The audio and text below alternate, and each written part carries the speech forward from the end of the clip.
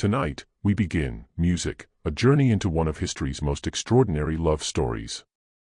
A love so powerful it literally changed the face of monarchy, shaped the destiny of Europe, and created traditions we still follow today. But here's what most people don't know. It all started with a 17-year-old girl desperately trying to avoid marriage and a young German prince from a kingdom so tiny the King of England called it irrelevant. Their first meeting wasn't love at first sight, it was something far more complicated. And yet, against all odds, against political pressure, against even their own initial hesitations, these two teenagers would go on to create a bond so deep that when death finally came, one of them would spend 40 years in mourning, wearing black every single day, refusing to ever truly live again. Tonight, we're going back to where it all began, April 1836, Kensington Palace, London.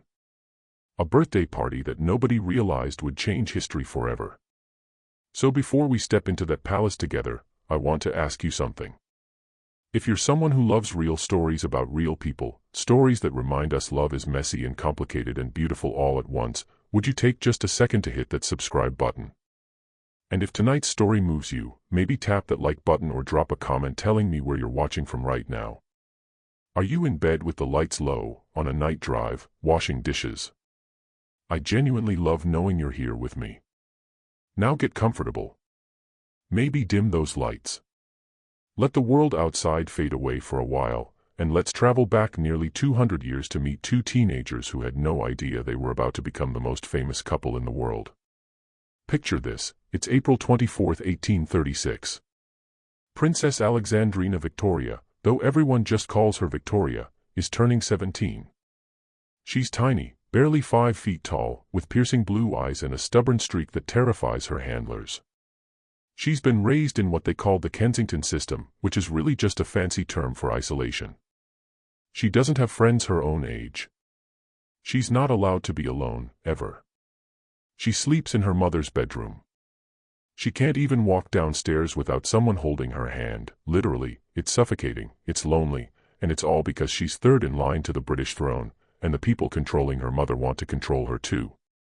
But tonight, for her 17th birthday, there's a ball, music, dancing, hundreds of candles making everything glow. And among the guests are 3 people who will change everything: her uncle Leopold, who's now the King of Belgium, and Leopold's nephews, Prince Ernest and Prince Albert of Saxe-Coburg and Gotha. Now, if you're sitting there thinking, wait, Saxe-Coburg and what, you're not alone. Even King William IV, who was ruling Britain at the time, thought this place was basically nowhere. It was a collection of small territories in what's now Germany, so minor on the European stage that suggesting Victoria marry into that family was, in William's words, beneath her station. But here's where it gets interesting. This meeting wasn't an accident. Uncle Leopold had been planning this moment for years. You see, Victoria's mother and Albert's father were siblings.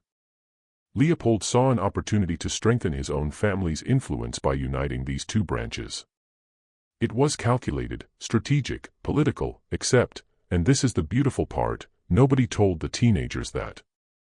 So when Victoria came down those palace stairs that evening and saw Albert for the first time, she had no idea she was looking at her future husband. She just saw a boy her own age who was, in her own words, extremely handsome. Let's pause here because I need you to understand how rare this was. This is 1836. Royal marriages weren't about love, they were about power, alliances, land, treaties. Princesses were treated like chess pieces. The idea that a future queen might actually be attracted to her intended spouse. That was practically revolutionary. And Victoria didn't just think Albert was cute, she was genuinely struck by him. Later that night, she wrote in her diary, and I'm quoting directly from her actual journal, "He is extremely handsome. His hair is about the same color as mine. His eyes are large and blue, and he has a beautiful nose and a very sweet mouth with fine teeth." Now, can we just take a moment to appreciate this? Here's a teenage girl writing in her private diary gushing about a boy's teeth. It's so normal, so human, so incredibly relatable. She's not thinking about political alliances or European power dynamics, she's thinking about his smile, and that detail, that beautiful nose, that sweet mouth, tells us everything about where her mind was. This wasn't duty. This was genuine attraction. But here's something even more extraordinary that most people never learn about. Victoria and Albert actually shared something incredibly rare, something that connected them before they even met. They were born just 3 months apart in 1819, Victoria in May, Albert in August. And here's the wild part, they were delivered by the exact same midwife. Her name was Charlotte Haydn von Siebold, and she was apparently the go-to midwife for minor German royalty. Think about that for a second. The same woman who brought Victoria into the world in Kensington Palace traveled to Bavaria 3 months later and delivered Albert at Schloss Rosenau. It's almost like the universe was saying, these two are connected whether they know it yet or not. During that birthday ball, Victoria and Albert danced together multiple times. She described one particular dance as very merry, and you can almost feel her excitement jumping off the page of her diary. For a girl who'd spent her entire childhood isolated, controlled, never allowed to just be a normal teenager, this must have felt like freedom. Here was someone her own age, someone who didn't want anything from her politically because he didn't even live in England, someone who could just be, well, fun. Albert, for his part, seemed to like Victoria too, though his diary entries are more reserved. He noted her friendliness and good humor, but he also mentioned something telling: he kept feeling faint during the late evening events. Albert wasn't used to the late nights and heavy social schedule of English court life. He'd been raised in a smaller, quieter environment. Where Victoria was finding liberation in the dancing and excitement, Albert was quite literally exhausted. It's actually kind of endearing, this German prince trying so hard to keep up with English social expectations and just wanting to go to bed. But here's what I find most fascinating about this first meeting: neither of them was ready for marriage. Victoria wrote to Uncle Leopold after Albert and Ernest left, saying how much she'd enjoyed their visit. But she made it clear she had no intention of marrying anyone anytime soon. She was 17. She liked Albert, sure, but marriage? That was something for the distant future. And Albert, well, he went back to Germany to continue his education at the University of Bonn, studying law, philosophy, and political economy, probably not thinking too much about that tiny English princess he danced with. What they didn't know, what they couldn't know, was that in just 1 year everything would change. King William IV would die. Victoria would become queen of the most powerful empire on earth. And suddenly that 17-year-old girl writing about pretty white teeth in her diary would become the most sought-after marriage prospect in Europe. Every prince, every king, every scheming politician would want a piece of her. The pressure to marry would become overwhelming, and the one person she'd felt genuinely comfortable with, that German prince with the beautiful nose, would suddenly become both her salvation and the source of tremendous controversy. But I'm getting ahead of myself, because right now, in April 1836, they're just 2 teenagers at a birthday party. She's noticing his smile. He's trying not to fall asleep during the dancing. Uncle Leopold is watching from the corner, probably smiling to himself, thinking his plan is working perfectly. And nobody, not Victoria, not Albert, not even Uncle Leopold, has any idea that they're standing at the beginning of a love story so powerful that it will still be talked about, analyzed, and admired nearly 200 years later. You know what strikes me most about this first meeting? It's how ordinary it was. There were no lightning bolts, no dramatic declarations, just a teenage girl who thought a boy was handsome and wrote about it in her diary. Just a teenage boy who was polite and charming but also kind of tired. Just a birthday party with music and dancing and probably some really awkward small talk. And yet, from that ordinary moment, from that simple first impression, something extraordinary was about to grow. Because here's the truth about first impressions, we never really know which ones will matter. Victoria couldn't have known that the boy whose teeth she admired would become her husband, her advisor, her greatest love, and ultimately her deepest loss. Albert couldn't have known that the friendly English princess would become the queen he'd serve, the woman he'd love so deeply that their partnership would redefine what monarchy could be. In that moment, they were just 2 people meeting at a party. But sometimes that's all it takes: one moment, one dance, one beautiful nose noticed and written down in a diary. Now you might be wondering, what happened next? How did they get from that sweet first meeting to actually getting married? Well, that journey is going to take us through some unexpected territory, because in just a few months Victoria's world is about to completely transform. She's about to go from sheltered princess to reigning queen overnight. She's about to gain power beyond anything she imagined, and then discover that power comes with a loneliness she never expected. And when Albert comes back into her life 3 years later, she's going to be a completely different person, stronger, yes, more independent, absolutely, but also more desperate for genuine connection than she's ever been. So stay with me, because what comes next is where this story really begins to reveal itself, not as a simple fairy tale, but as something far more real, far more complicated, and far more beautiful than any fairy tale could ever be. June 20th, 1837. Everything changed in the middle of the night. Victoria was asleep in her mother's room, because remember, even as an 18-year-old heir to the throne, she still wasn't allowed to sleep alone, when at 6 o'clock in the morning her mother shook her awake. The Archbishop of Canterbury and Lord Conyngham were downstairs. They needed to see her immediately.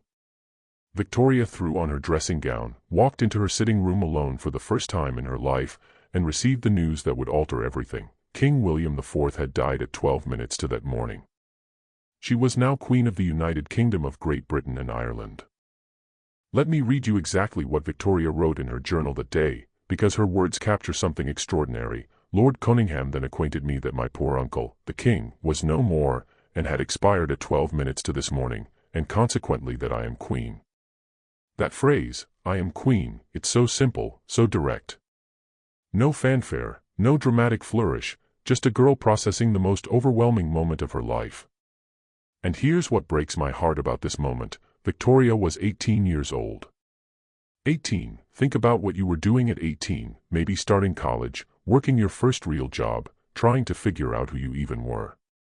Now imagine waking up one morning and being responsible for the most powerful empire on earth, an empire that stretched across continents, an empire where, as they said, the sun never set on British soil.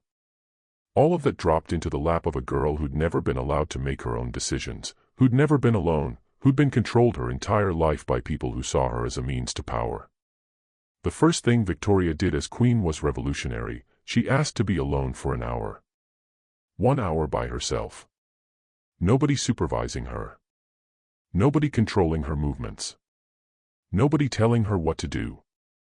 For a girl who'd spent 18 years under the Kensington system, that hour of solitude was freedom, and in that hour, something shifted inside her. She'd been Princess Victoria, sheltered and controlled. Now she was Queen Victoria, and she decided right then and there that nobody would control her again. Within 3 weeks, she made an even more dramatic move. She left Kensington Palace and moved into Buckingham Palace. Now, you might be thinking, so what? She moved houses. But understand what this meant. Buckingham Palace had been sitting there for years, barely used. It was technically a royal residence, but no monarch had actually lived there as their primary home. Victoria became the first British sovereign to make Buckingham Palace the official royal residence, and it's been the heart of the British monarchy ever since. That decision, that move, was her way of saying, I'm starting fresh. I'm not living under anyone's shadow. This is my reign now. And the public loved her for it. On her coronation day, approximately 400,000 people lined the streets of London just to catch a glimpse of their new young queen. 400,000. In 1837, when London's population was only about 2 million, that means roughly 1 in 5 Londoners came out to see her. Victoria wrote in her journal about their good humor and excessive loyalty, and you can feel her surprise and delight jumping off the page. She'd spent her whole life isolated, and suddenly she was beloved. But here's where things get complicated, and this is where Victoria's story becomes something we can all relate to, even now. Because with all that power, all that freedom, all that public adoration, came something Victoria hadn't anticipated, crushing loneliness. She was the queen. Nobody could tell her what to do. But that also meant nobody was truly her equal. Every conversation was formal. Every interaction was filtered through protocol. The very power that gave her freedom also built walls around her. And within months of taking the throne, people started asking the question that would haunt her for the next 3 years: when would she marry? Victoria's response was essentially, not anytime soon, thank you very much. See, Victoria had tasted independence, and she wasn't eager to give it up. Under British law and custom, a husband would have certain rights over his wife, even if that wife happened to be queen. Victoria loved being in charge. She loved making decisions. She loved the fact that for the first time in her life, she was the one with the power. Marriage felt like going backward, like voluntarily putting herself back under someone's control. In her own words, written to her Prime Minister, Lord Melbourne, she said marriage was a shocking alternative to her current independence. Now, here's where I need to tell you about the political drama happening behind the scenes, because it's absolutely wild. Remember King William IV who just died? Well, before he died, he'd been very vocal about who he thought Victoria should marry, and spoiler alert, it definitely wasn't Albert. William wanted Victoria to marry Prince Alexander of the Netherlands, son of the King of Orange. This made perfect political sense. The Netherlands was a strong ally, the House of Orange was prestigious, and Alexander was on paper a solid match. William actually invited Alexander and his brother to England in 1837 specifically to push this match forward. There were dinners, balls, introductions, the whole royal courtship routine, and Victoria absolutely hated them. I need to read you what she wrote about the Orange princes, because it's savage in the most delightful way. She wrote to Uncle Leopold, "The Netherlander boys are very plain. They look heavy, dull, and frightened, and are not at all prepossessing." Heavy, dull, and frightened. Can you imagine being a prince, thinking you're making a great impression on the future queen, and later finding out she thought you looked scared and boring? Victoria did not hold back. But here's what this tells us about her. Victoria was one of the few people in her position who refused to treat marriage as purely political. Yes, she understood the diplomatic implications. Yes, she knew her choice of husband would affect international relations. But she also believed, and this was radical for the time, that she should actually like the person she married. Revolutionary concept, right? So there she was, 18, 19, then 20 years old, Queen of Britain, beloved by her people, powerful beyond measure, and absolutely adamant that she wasn't getting married anytime soon. Her advisors were getting nervous. Parliament was getting nervous. And into the matter, the question of succession was becoming urgent. What if something happened to Victoria before she had an heir? But Victoria held firm, and honestly, I admire this about her, because think about the pressure she was under. Every newspaper was speculating about her marriage. Every political figure had an opinion. Every foreign monarch was either offering up their sons or watching nervously to see which alliance Britain would form. And through it all, Victoria basically said, "I'll get married when I'm ready, and not a moment before." Now, if you're wondering whether she ever thought about Albert during this time, well, of course she did. She'd enjoyed meeting him back at her 17th birthday. She'd written kindly about him. But 3 years had passed since that first meeting, 3 years in which she'd become queen, discovered her own power, and built walls around her heart to protect her independence. Albert was a pleasant memory, nothing more. Or so she told herself. What Victoria didn't realize, and this is where the story gets really interesting, is that she wasn't the only one who changed in those 3 years. Remember Albert, that German prince who kept falling asleep during parties? He'd gone back to university, studied philosophy and law and political economy, traveled through Italy, grown more confident, more educated, more mature. He wasn't the tired 17-year-old boy anymore. He was becoming the man who would eventually transform the British monarchy. And Uncle Leopold, oh, Leopold hadn't given up on his plan, not even close. He'd been patient, letting Victoria settle into her role as queen, letting the public pressure for marriage build naturally. But by 1839, he decided it was time to make his move, time to bring Albert back to England, time to see if that first spark between two 17-year-olds could be rekindled between a queen and a prince. The question was, would Victoria, who'd spent 3 years jealously guarding her independence, even want to see Albert again? Would she remember that beautiful nose and sweet mouth she'd once written about, or would she see him as just another prince trying to marry into power? Another political alliance trying to trap her into losing the freedom she'd fought so hard to claim. I want you to think about something for a second. Have you ever been in a position where you had to choose between independence and connection? Where opening your heart to someone felt like giving up control? where love seemed like a threat to everything you'd built for yourself. Because that's exactly where Victoria was. She'd escaped one prison, the Kensington system, her mother's control, the suffocating protocols of her childhood. Now everyone wanted her to walk willingly into another one, marriage.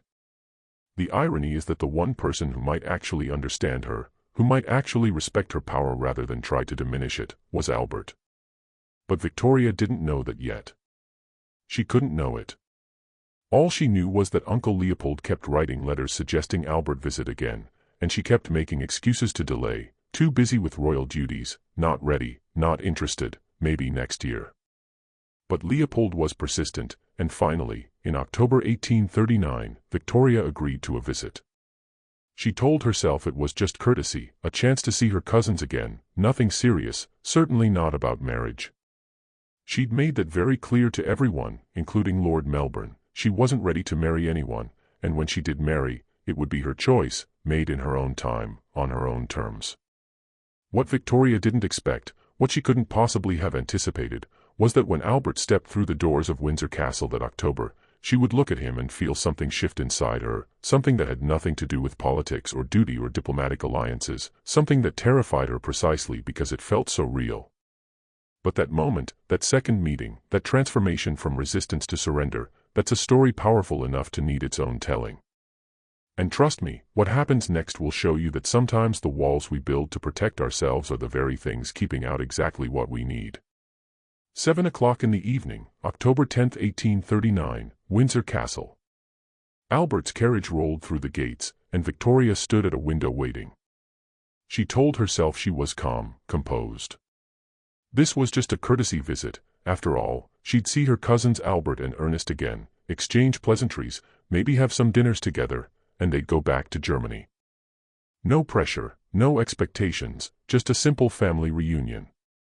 And then Albert stepped out of the carriage, and Victoria's carefully constructed composure shattered into a million pieces.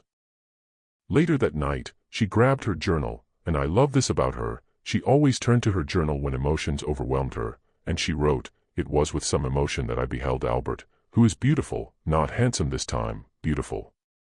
And then she proceeded to catalogue every single detail of his appearance, like she was painting a portrait in words, his charming eyes, his pretty mouth and delicate mustachios, and slight but very slight whiskers. His beautiful figure with broad shoulders and a fine waist. Can we just pause for a second and appreciate this? Here's the Queen of Britain, one of the most powerful people on earth, and she's in her room writing about a man's waist, his shoulders, the exact style of his facial hair. This wasn't political calculation. This wasn't diplomatic strategy. This was a 20-year-old woman completely blindsided by attraction she hadn't expected and definitely hadn't planned for. Because here's what had happened, Albert had changed. 3 years ago he'd been a sweet but somewhat awkward 17-year-old who kept falling asleep at parties. Now he was 20. He'd traveled through Italy studying art and architecture. He'd completed rigorous studies at the University of Bonn in law, philosophy, political economy. He spoke multiple languages fluently, German and English obviously, but also French and Italian. He was cultured, educated, confident in a way he hadn't been before. And Victoria, who'd spent 3 years around politicians and courtiers and people who wanted things from her, suddenly found herself face to face with someone who was genuinely impressive without trying to impress her. The next few days were a whirlwind. Victoria arranged private dinners. They talked about music, both of them loved it. They played piano together, their hands moving across the keys in duets that felt intimate in a way conversation couldn't quite capture. Victoria watched Albert interact with her court, noticed how graceful he was, how thoughtful, how he seemed to understand the nuances of political discussion without being pushy about his opinions. Every moment she spent with him, she felt something she hadn't felt in 3 years of being queen. She felt seen, not as a crown, not as a political opportunity, just as Victoria. By October 14th, just 4 days after Albert arrived, Victoria had made up her mind. She told Lord Melbourne, her prime minister and closest confidant, "My mind is made up about marrying dearest Albert." Now, if you've ever made a big life decision really quickly, you know that feeling of certainty mixed with terror, that voice in your head saying, "This is right." I know this is right, but oh my God, what am I doing? That's where Victoria was. She knew she wanted to marry Albert, but there was a massive, unprecedented problem. She was the queen, and under British royal protocol, nobody could propose to a reigning monarch. Think about what this meant. For all of history, in almost every culture, men proposed to women. That was the natural order of things, right? The man gets down on one knee, asks the question, the woman says yes or no. But Victoria couldn't wait for Albert to propose because he literally wasn't allowed to. The protocol was absolute: you don't propose to your queen. It would be presumptuous, inappropriate, possibly even treasonous. So if this marriage was going to happen, Victoria would have to break with centuries of tradition and ask him herself. Have you ever had to make the first move in a relationship? Even in our modern world with all our talk about equality, it can be terrifying, right? Now imagine you're doing it in 1839, when gender roles were rigid as stone, when women, even queens, were expected to be passive and receptive, never forward or aggressive. And imagine the whole world is watching.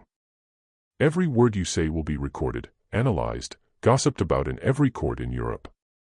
The pressure must have been absolutely crushing. But Victoria did it anyway. On October 15, 1839, she summoned Albert to her private room, just the two of them, and she proposed. I need to read you exactly what she wrote in her journal that night, because it's one of the most beautiful and human things I've ever read. She wrote, I told him it would make me too happy if he would consent to what I wished, to marry me.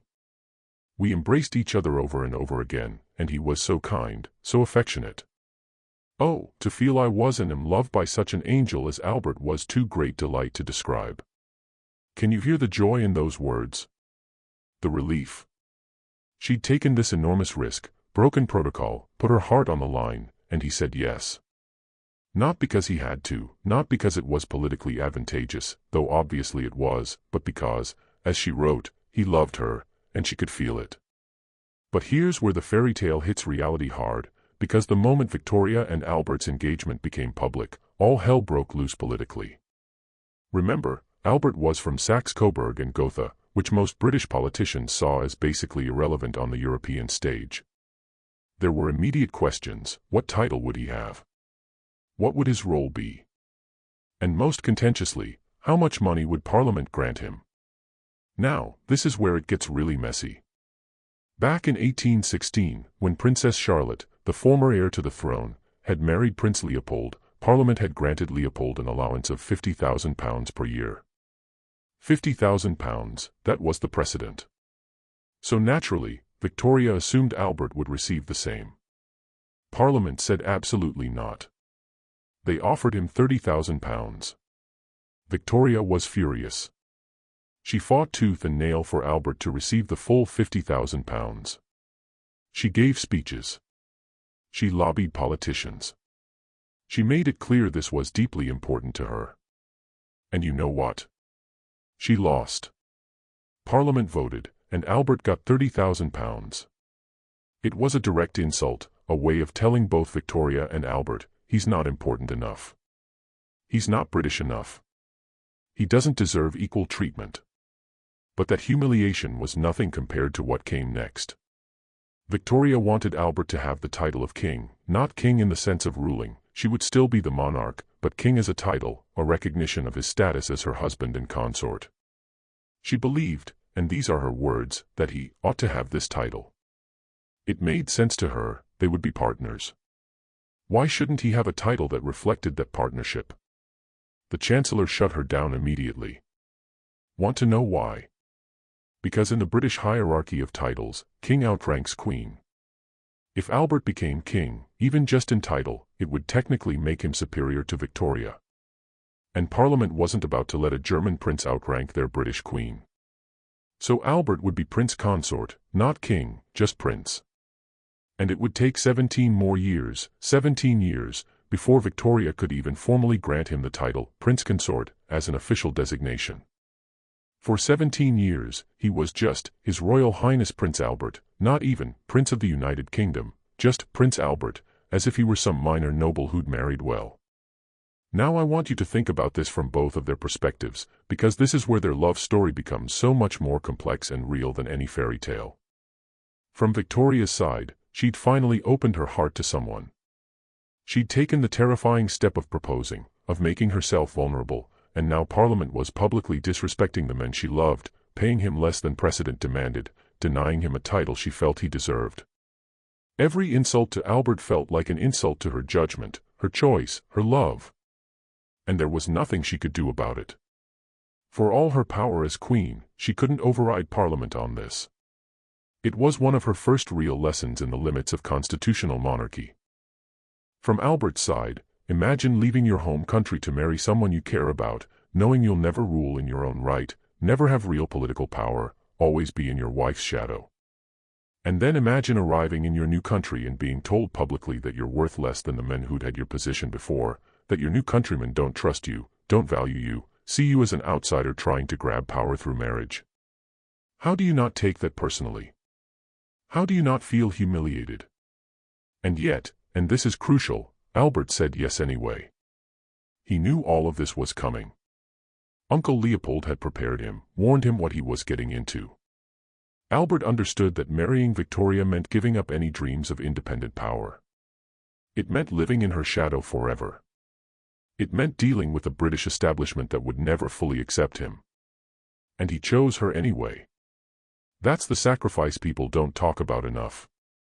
We talk about Victoria wearing black for 40 years after Albert died, and yes, that's a dramatic display of love. But what about Albert's sacrifice? What about the fact that he gave up his entire future, his potential, his independence, to support a woman he loved in an era when men were supposed to be dominant, when husbands were supposed to control their wives?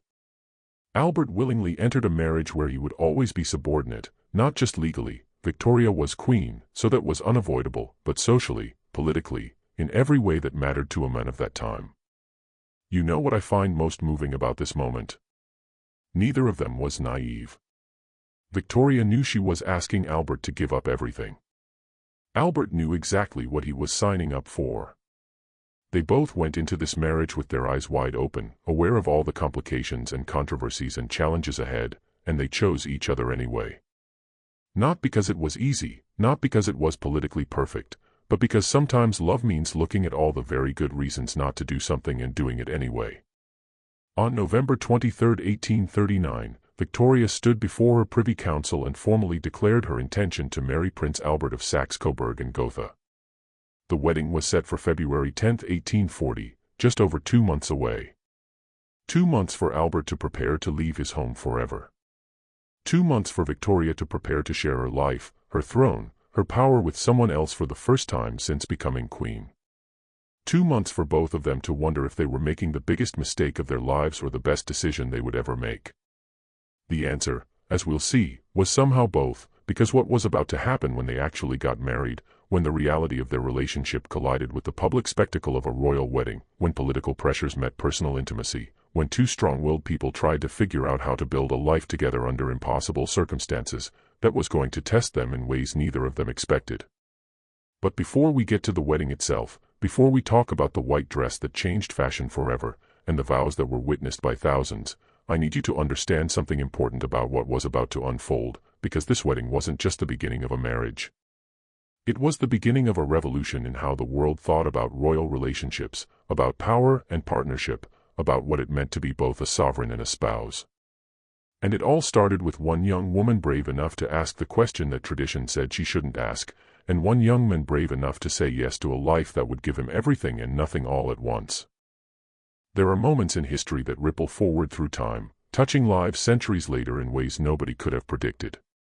February 10, 1840, was one of those moments, and it all came down to a single, seemingly simple decision: what color dress should a bride wear? The morning of her wedding, Victoria stood in her chambers at Buckingham Palace preparing for the most public moment of her life. Outside, the streets of London were already packed with people, not hundreds, hundreds of thousands. Some estimates put the crowd at over 400,000 souls, all hoping to catch a glimpse of their young queen on her wedding day. That's roughly 1 in every 5 people living in London at the time. The entire city had essentially shut down for this wedding. But inside the palace, Victoria was focused on something that probably seemed trivial to everyone around her: her dress. She'd made a decision that had confused her dressmakers, puzzled her advisors, and would ultimately change wedding fashion forever. She was going to wear white. Now, if you're sitting there thinking, well, duh, of course a bride wears white, I need you to understand something crucial: that wasn't normal in 1840. Not even close. For centuries, literally hundreds of years, royal brides wore rich, vibrant colors. Red was popular because it symbolized wealth and passion. Blue represented purity and the Virgin Mary. Deep browns, greens, golds, these were the colors of importance, of status, of royalty. White was considered plain, boring, the color you wore for everyday dress, not for the most important day of your life. But Victoria had her reasons. She'd chosen a white Spitalfield satin and lace dress, and the symbolism was deliberate. White represented purity, yes, but also simplicity. Victoria wanted to marry Albert not as a political spectacle, though it obviously was, but as a woman marrying a man she loved. The white dress was her way of saying, strip away the crown, the politics, the empire, and this is still just two people choosing each other. She had also sketched the design for her bridesmaids' dresses herself, 12 young women who would wear simple white dresses trimmed with roses. Victoria gave that sketch to the Duchess of Sutherland, her mistress of the robes, who supervised the making of each dress. Everything about this wedding was designed to feel more personal, more intimate, more human than royal weddings had been before. And here's another revolutionary choice: Victoria insisted the wedding take place in the afternoon, around 1 o'clock in the afternoon, to be precise. This was the first royal wedding held in daylight in over 100 years. Why does that matter?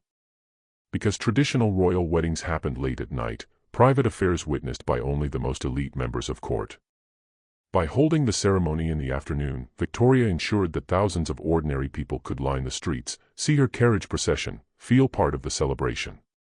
It was democracy in action, not in government, but in joy. At noon, Victoria left Buckingham Palace in a grand carriage procession.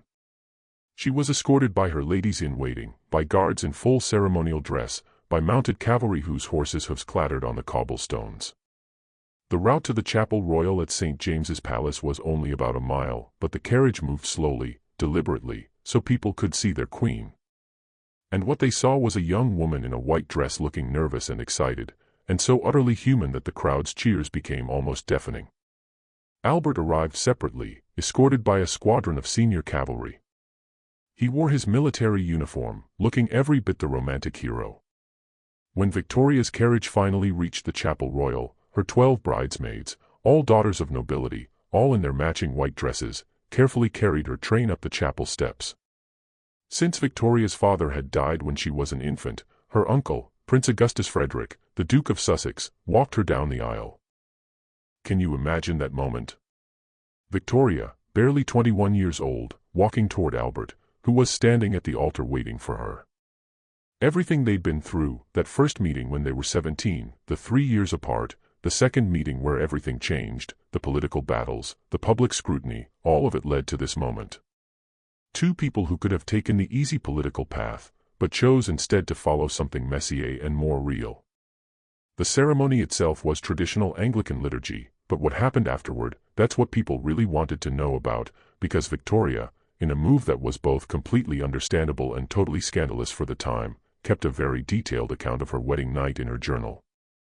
I'm going to read you what she wrote, because it's honestly one of the most joyful, unguarded things you'll ever hear from a Victorian-era monarch. She began the entry with, "I never spent such an evening." Those capital letters, that repetition, you can feel her excitement practically vibrating off the page. Then she wrote, "My dearest, dear Albert, his excessive love and affection gave me feelings of heavenly love and happiness I never could have hoped to have felt before. He clasped me in his arms, and we kissed each other again and again. His beauty, his sweetness and gentleness, really, how can I ever be thankful enough to have such a husband?" She goes on describing how he called her by names of tenderness I've never yet heard used to me before, was bliss beyond belief. Oh, this was the happiest day of my life. Now, I know some of you might be blushing right now, but here's what I love about this, Victoria's honesty. She'd spent her whole life being controlled, being told what to feel, how to act, what was proper and appropriate. And on her wedding night, she just let herself be completely, wonderfully human. She was in love. She was happy. She wasn't ashamed of it, and she wasn't going to pretend otherwise, even in writing. But beyond the personal joy of that night, what Victoria and Albert had just done, that afternoon wedding in white, was about to reshape culture in ways they couldn't possibly have imagined. Within months, white wedding dresses started appearing in fashion magazines. Middle-class women who could afford it began requesting white dresses from their dressmakers. The trend spread from England to Europe, to America. By the end of the 19th century, white wedding dresses had become the standard in Western culture, and it all traces back to Victoria's choice on February 10, 1840. Think about that for a second. How many weddings have you been to where the bride wore white? How many wedding dresses have you seen in store windows, in magazines, on Pinterest boards? That entire tradition, that multi-billion-dollar wedding industry built on the idea that brides were white, started with one young woman who just wanted to marry the men she loved in a dress that felt meaningful to her. But the white dress wasn't the only tradition Victoria and Albert would revolutionize. Remember, Albert was from Germany, and he brought German traditions with him, most famously, Christmas trees. Now, Christmas trees had existed before Albert. German immigrants had been decorating trees for years, but when Victoria and Albert set up a Christmas tree at Windsor Castle, and the Illustrated London News published an image of the royal family gathered around it, decorating it together, exchanging gifts beneath it, suddenly everyone wanted a Christmas tree. The tradition exploded across Britain and then America. Within a generation, Christmas trees went from a minor German custom to a central part of how the Western world celebrated Christmas. Gift-giving at Christmas also popularized by Victoria and Albert, who were photographed exchanging thoughtful presents with their children. The image of a harmonious family gathered together for Christmas, of parents and children sharing joy and love, that became the ideal that everyone else tried to emulate. Victoria and Albert essentially created the modern concept of Christmas as a family holiday. And then there's photography. Victoria and Albert were absolutely obsessed with the new technology of photography. They commissioned portraits constantly, both formal ones for public distribution and private ones just for themselves. They arranged photo albums together. They gave each other photographs as gifts for birthdays and holidays. There's even this incredibly romantic photograph from 1854 where Albert was photographed by Brian Edward Duppa, and Victoria, as a birthday present to Albert, had herself photographed by the same photographer while holding Albert's photograph. She's literally holding a picture of him while posing for her own picture. If that's not the 1800s equivalent of couple selfies, I don't know what is. These photographs did something revolutionary. They made the royal family visible and relatable. For the first time in history, ordinary people could see what their monarch actually looked like beyond formal painted portraits. They could see Victoria and Albert at home, in ordinary clothes, playing with their children, looking like any other family, just with better furniture and more servants. It humanized the monarchy in a way that had never been possible before, and people loved them for it. The public ate up these images of domestic happiness. In an era of rapid industrialization, of social upheaval, of cities growing too fast and traditional ways of life disappearing, Victoria and Albert represented stability. They represented the idea that amidst all the change, some things, love, family, partnership, remained constant and good. But here's what I find most fascinating about their wedding and its aftermath. Victoria and Albert essentially invented the concept of the family monarchy. Before them, royalty was distant, removed, sometimes scandalous. George IV, Victoria's uncle, had been a disaster, extravagant, unfaithful, wildly unpopular. The monarchy's reputation had been in serious trouble. Victoria and Albert transformed it by modeling domestic virtue. They showed that a monarch could be powerful and moral, that royalty could set an example not through divine right but through actual behavior worth emulating. And the middle class, the growing, increasingly powerful middle class of Victorian Britain, saw themselves reflected in Victoria and Albert's marriage. Not the wealth, obviously, not the palaces or the titles, but the values, hard work, education for children, partnership in marriage, moral uprightness. The middle class was building Britain's economy, driving its expansion, and they wanted to believe their values mattered. Victoria and Albert validated that belief by living those values themselves, or at least by appearing to. Now, was it all genuine? Was their marriage really as perfect as those photographs and public appearances suggested? Well, that's a more complicated question, and one we'll explore as their story continues. But on February 10, 1840, as Victoria stood in her white dress and exchanged vows with Albert, as the crowds cheered outside and the future spread before them unknown and full of possibility, in that moment, the fairy tale was real. The love was real. The hope was real. And when they left for their honeymoon, just 2 days at Windsor Castle, because Victoria insisted she couldn't abandon her royal duties for longer, they carried with them not just their personal happiness, but the expectations of millions. They'd shown people a new vision of what marriage could be, what monarchy could be, what love looked like when it was allowed to flourish in public view. The question was, could they live up to that vision? Could two people, no matter how much they loved each other, sustain that image of perfect partnership under the crushing weight of public scrutiny and royal responsibility? Could Albert find meaning and purpose in a role that gave him no real power? Could Victoria share her throne, her decisions, her very identity with someone else after fighting so hard for independence? The answers would unfold over the next 21 years, years of extraordinary triumph and hidden struggle, of public adoration and private conflict, of a partnership so complex and so profound that even now, almost 2 centuries later, we're still trying to understand what made it work and what that partnership created. The empire they influenced, the family they built, the legacy they left that would shape not just Britain but all of Europe in ways both beautiful and tragic. But first, they had to figure out the most basic, most difficult thing: how to actually be married to each other. How to navigate the reality behind the fairy tale. And that reality, as it turns out, was going to be far more challenging than either of them expected. The honeymoon lasted exactly 2 days.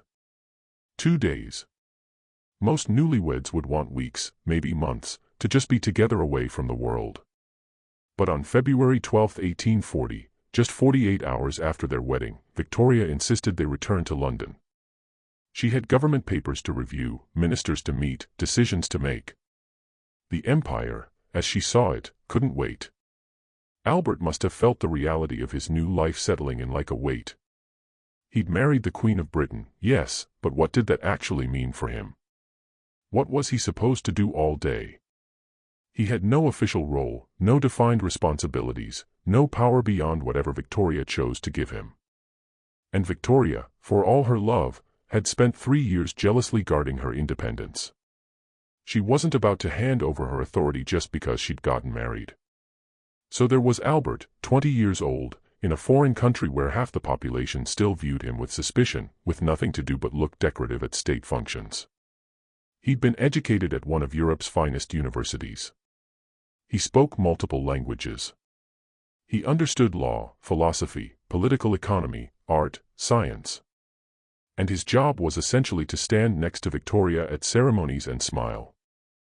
In his own words, and this breaks my heart every time I read it, Albert wrote, "I am very happy and contented, but the difficulty in filling my place with the proper dignity is that I am only the husband, not the master in the house." Only the husband. Think about what that meant in 1840. In virtually every marriage in Europe at that time, the husband was the master. He made the decisions. He controlled the finances. He held the legal authority. Even if a wife had her own opinions, her own intelligence, her own capabilities, she was expected to defer to her husband. That was just how marriage worked. But Albert had married a woman who was his boss, legally, politically, in every way that mattered to the world. Victoria outranked him, and not just in title, she had actual power. She met with the Prime Minister daily. She reviewed government documents. She signed laws. She was the sovereign. And Albert was the consort, the supporting character in her story. For a man of his era, for someone with his education and abilities, that could have been humiliating. It could have bred resentment. And honestly, at first, it kind of did. Victoria's household was still being run by Baroness Lezen, Victoria's former governess who'd been controlling Victoria's life for years. Lezen saw Albert as a threat to her influence, and she made his life difficult in 1,000 small ways.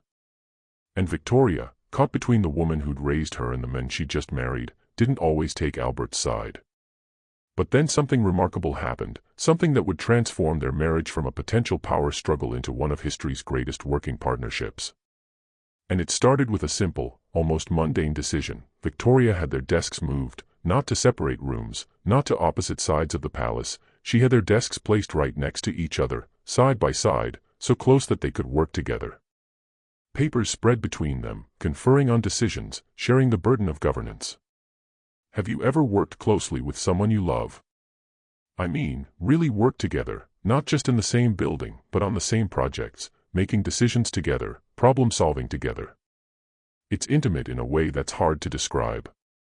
You learn how the other person thinks. You develop a shorthand. You start finishing each other's sentences. That's what Victoria and Albert did, except instead of running a small business or planning a family vacation, they were essentially running an empire.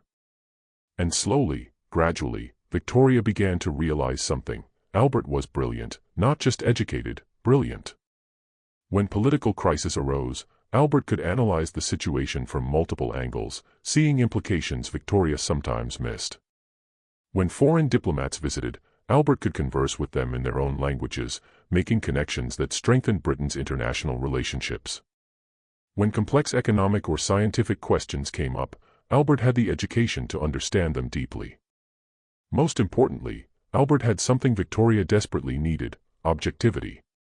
Victoria could be emotional, reactive, sometimes letting her personal feelings cloud her political judgment. Albert was more measured, more rational. Where Victoria saw insults and attacks, Albert often saw opportunities for compromise. Where Victoria wanted to fight, Albert sometimes suggested diplomacy. They balanced each other. The turning point came in 1845, during one of the darkest chapters in British history, the Irish potato famine. Starting in September of that year, a disease called potato blight began destroying Ireland's potato crops. Now, if you are not familiar with Irish history, you need to understand, potatoes weren't just food for the Irish, they were the food. The majority of Ireland's population depended on potatoes for survival. When the blight hit, it wasn't an inconvenience, it was a catastrophe. Over the next several years, approximately 1 million Irish people would die of starvation and disease. Another million would emigrate, fleeing to America, Canada, Australia, anywhere that offered hope of survival. It was genocide by neglect, and the British government's response was woefully inadequate. Victoria was devastated by the reports coming from Ireland. She read accounts of entire families found dead in their homes, of children with swollen bellies from starvation, of mass graves being dug.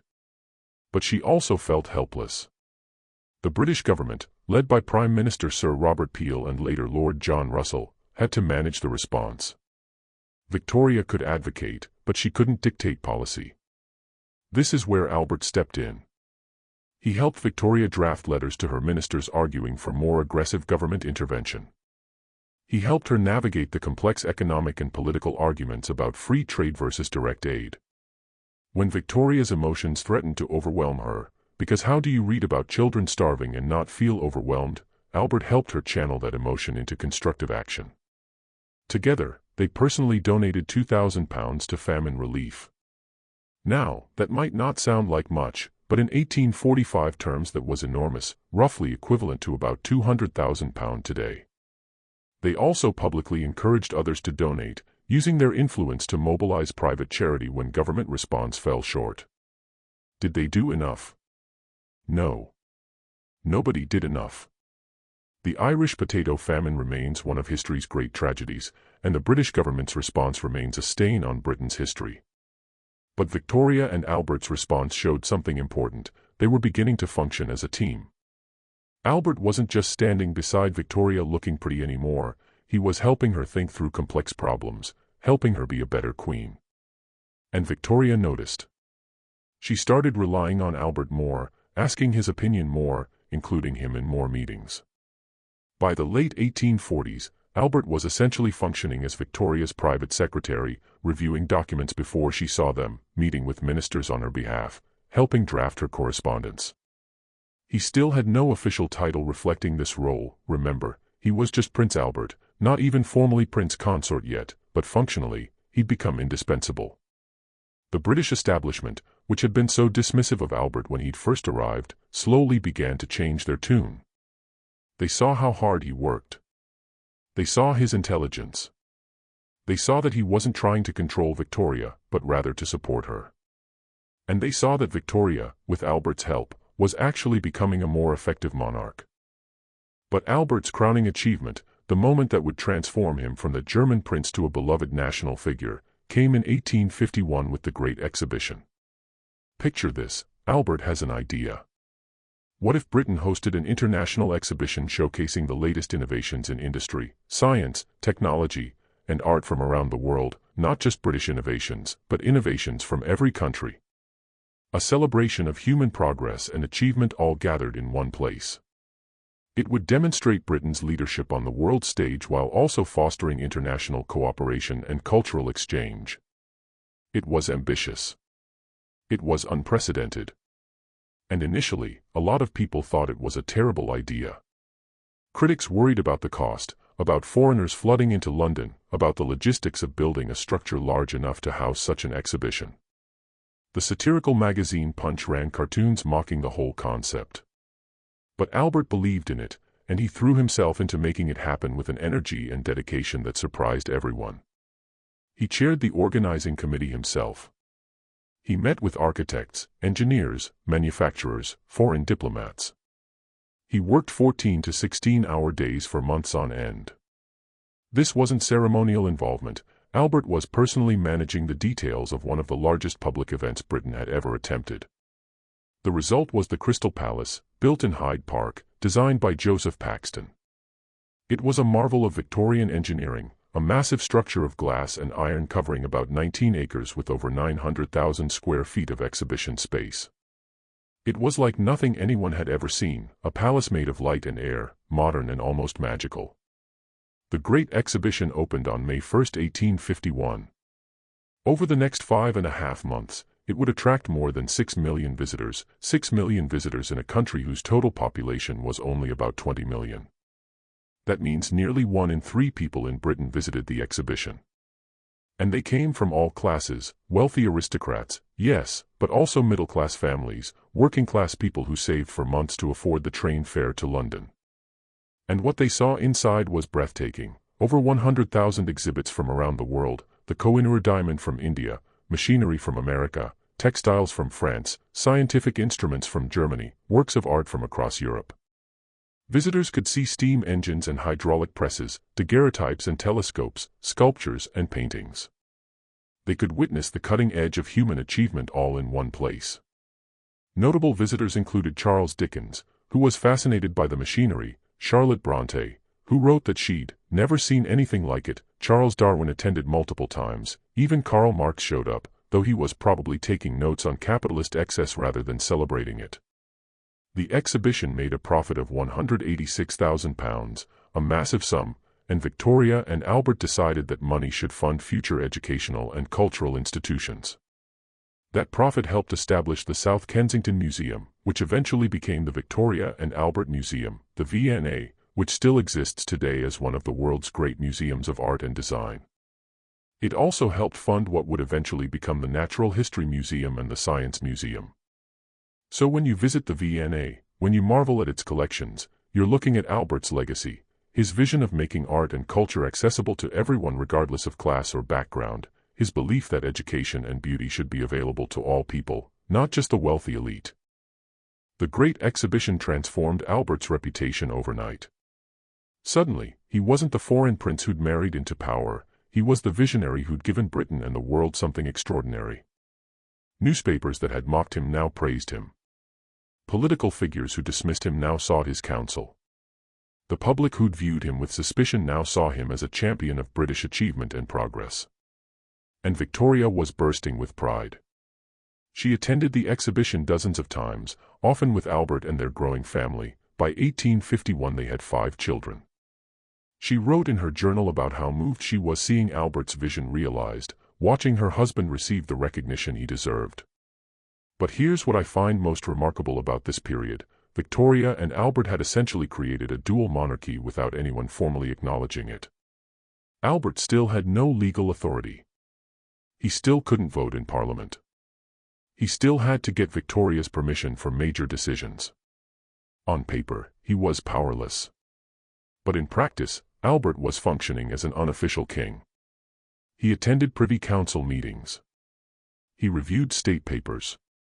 He advised on foreign policy. He represented Britain at international events. By the late 1850s, ministers were often meeting with Albert before meeting with Victoria, knowing he could give them insight into what Victoria was thinking and help them frame their proposals more effectively. Some historians argue this was problematic, that Albert was exercising power without being accountable to anyone except Victoria. And there's some truth to that. But I think it also shows something beautiful about their partnership. They'd found a way to make it work. Victoria had the authority. Albert had the influence. Together, they were more effective than either could have been alone. You know who this reminds me of? Prince Philip and Queen Elizabeth II. Philip, like Albert, had to give up his own career, in his case a promising naval career, to support his wife's reign. He had no constitutional power, no official role beyond consort. And yet, he became one of Elizabeth's most trusted advisors. He modernized royal protocols, championed environmental causes, worked tirelessly for decades in his wife's shadow. The parallels are striking. But there's a key difference. Philip got to grow old with Elizabeth. They had 73 years together. Albert and Victoria would get only 21. And the tragedy of what was coming, the loss that would break Victoria's heart and change the course of British history, makes their working partnership even more poignant, because they were building something together, this vision of what monarchy could be, what partnership could look like, what love in action meant. And just when they'd figured it out, just when they'd become this perfectly balanced team, everything was about to fall apart. But I'm getting ahead of the story again, because before tragedy struck, there was still so much life to be lived, children to raise, 9 of them eventually, which was its own kind of adventure and challenge, arguments to have, because even the greatest partnerships involve conflict, joys to celebrate, and sorrows to endure. And through it all, these two desks pushed together, these two people working side by side, trying to do something that had never been done before, build a marriage where power was shared, where both partners mattered, where love and duty weren't opposites but two sides of the same extraordinary coin. And that marriage, with all its complexity and compromise and genuine affection, that's what we need to explore next. Because the public saw the perfect royal couple. But behind palace doors, Victoria and Albert were figuring out what every couple has to figure out: how to live together, how to fight fairly, how to raise children, how to support each other's strengths, how to survive each other's weaknesses.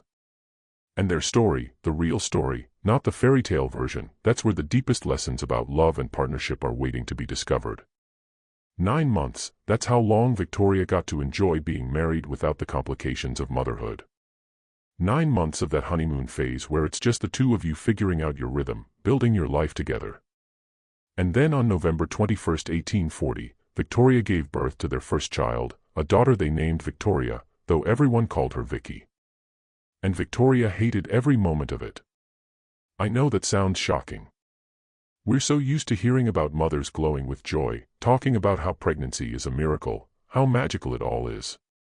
But Victoria was brutally honest about her experience, and what she wrote in her letters and journals would probably get her crucified on social media today. She called pregnancy the shadow side of marriage. She complained constantly about feeling unwell, about her body changing, about the discomfort and indignity of it all. After Vicky was born, Victoria wrote to her uncle Leopold that she found babies rather disgusting when they were very small.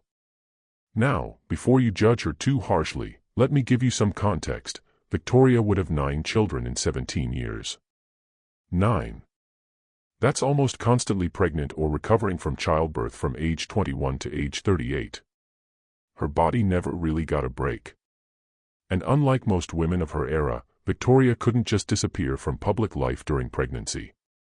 She was the queen, she had duties, appearances, meetings with ministers. She had to keep working while her body was doing something incredibly difficult and sometimes dangerous. Because let's not forget, childbirth in 1840 could kill you. Medicine was primitive. Anesthesia barely existed.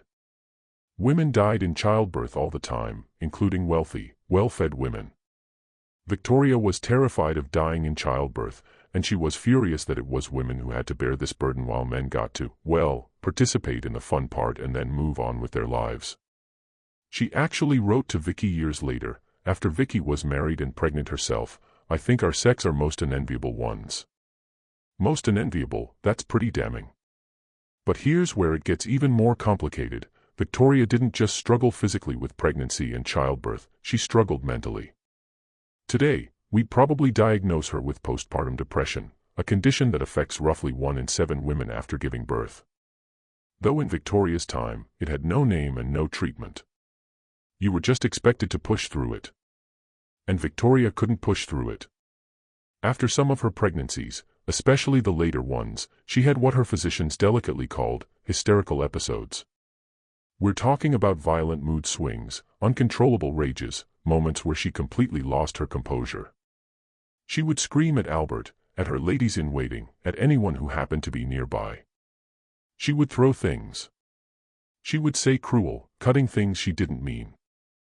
And here's what makes this truly heartbreaking. Victoria's doctors started whispering that maybe she'd inherited her grandfather's madness. You know who I'm talking about, right? King George III, who ruled Britain during the American Revolution and eventually descended into what historians now believe was likely porphyria, a metabolic disorder that can cause psychiatric symptoms. But in the early 19th century, everyone just called him Mad King George. He'd had episodes where he'd rave and rant, where he couldn't recognize his own family, where he had to be physically restrained. It was one of the great scandals and tragedies of the British monarchy. And now doctors were looking at Victoria, the granddaughter of George III, having these violent outbursts after childbirth and thinking, oh no, it's happening again. The madness is hereditary. The Queen might be going insane. Can you imagine living with that fear? Not just the fear that you might be losing your mind, but the knowledge that if you are, it could destroy the monarchy's reputation, that your children might inherit this tendency, that the entire country is watching you, judging your every action, looking for signs that you're unfit to rule. And Albert had to manage all of this. He was 20, 21, 22 years old during these early crises, barely more than a kid himself. And he had to figure out how to support a wife who was sometimes so volatile he didn't know what would set her off. He couldn't confide in anyone without risking Victoria's reputation. He couldn't seek help without admitting weakness that their political enemies could exploit. What he did was remarkable. He wrote Victoria notes, gentle, patient notes that he'd slip under her door after particularly bad episodes. There's one that survived, and I need to share it with you because it shows both the depth of the problem and Albert's extraordinary compassion. He wrote, "If you are violent, I have no other choice but to leave you and retire to my room in order to give you time to recover yourself. Then you may send for me if you please." Read between the lines there. Victoria was being violent, not just verbally, but potentially physically. Albert's solution wasn't to fight back, wasn't to assert his authority as her husband, wasn't to threaten or punish. He simply removed himself from the situation and gave her space to calm down. Then, and this is crucial, he made it her choice to reconnect. You may send for me if you please. He gave her control even in her moments of least control. That's not the behavior of someone exercising power over a spouse, that's the behavior of someone trying desperately to preserve his partner's dignity while protecting both of them from harm. And remember, this was 1840. Men were expected to control their wives, to demand obedience, to use force if necessary. Albert rejected all of that. He chose patience instead of domination, understanding instead of judgment. But let's be clear, this situation was not okay. Victoria's mental health struggles were real and serious, and she needed help that didn't exist yet. The tragedy is that she was suffering from something biological, hormonal changes after childbirth, possibly exacerbated by the stress of her position, and instead of getting medical treatment, she got moral judgment. Instead of understanding that postpartum depression is a medical condition, people whispered about madness and weakness and unfitness for the crown. How many women throughout history have suffered the same way? How many have been called crazy or hysterical or unstable when they were actually experiencing treatable medical conditions? How many have been shamed for struggling with motherhood when the real problem was lack of support, lack of understanding, lack of basic medical knowledge about what pregnancy and childbirth do to a woman's body and brain. Victoria was one of the most powerful women in the world, and even she couldn't escape that judgment. Imagine what it was like for ordinary women with no resources, no supportive partners, no voice to speak their truth. But here's something beautiful that came out of this struggle. Victoria and Albert became passionate advocates for better education and care for children, precisely because they understood how difficult parenting could be.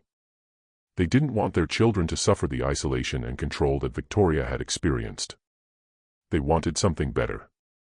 In 1845, they'd bought Osborne House on the Isle of Wight as a private family retreat. And Albert, being Albert, didn't just buy a house. He redesigned it, supervised the building of a new wing, created formal gardens, remodeled the grounds. He was building something, a place where their family could be normal, or as normal as a royal family could be. The most innovative thing they did was the Swiss cottage, built in 1853 to 1854. This wasn't a playhouse in the traditional sense, it was a miniature house where the royal children could learn practical skills. The boys had their own garden plots where they grew vegetables, learning about agriculture and biology. The girls learned cooking in a real working kitchen. They all learned carpentry, building things with their own hands. This was revolutionary. Royal children didn't do manual labor. They didn't learn to cook or garden or build. Those were skills for common people. But Victoria and Albert believed their children needed to understand how the world actually worked. They needed practical skills, not just academic knowledge and court protocol. Each child also had their own little wheelbarrow and set of gardening tools marked with their initials. They could sell their vegetables back to their father at market rates, teaching them about commerce and the value of work. It was like a very posh version of experiential learning, but the principle was solid: learn by doing, understand the world through your own efforts, not just through books and tutors. Now, did Victoria and Albert's parenting work perfectly? Well, that's complicated. Let me tell you about each of their 9 children, because their stories reveal both the successes and the limitations of even the most well-intentioned parenting. Vicky, the eldest, was probably the most successful from her parents' perspective. She was brilliant, quick-witted, shared her father's love of learning. She married Prince Frederick William of Prussia and eventually became Empress of Germany, though briefly. Her son would become Kaiser Wilhelm II, whose complicated relationship with his mother and his English heritage would have enormous consequences for Europe. But that's a story for later. Then came Bertie, Albert Edward, who would become King Edward VII. And Bertie was a disaster from his parents' perspective. He wasn't academic like his father wanted. He was charming and social but lazy with his studies. He was more interested in parties and women than in duty and learning. Victoria and Albert pushed him hard, maybe too hard, trying to mold him into something he wasn't. That pressure would create problems that would eventually contribute to tragedy. After Bertie came Alice, who would marry into German royalty and become a champion of nursing and social causes. Then Alfred, who joined the Royal Navy and had a successful military career. Helena, who married a minor German prince and focused on charity work. Louise, who was artistic and independent and refused several marriage proposals before finally marrying a Scottish duke, the first British monarch's child to marry a subject rather than royalty since 1515. Arthur, who had a distinguished military career. Leopold, who inherited hemophilia from Victoria and died young after a fall at age 30. And finally Beatrice, the baby, who became Victoria's closest companion in later years.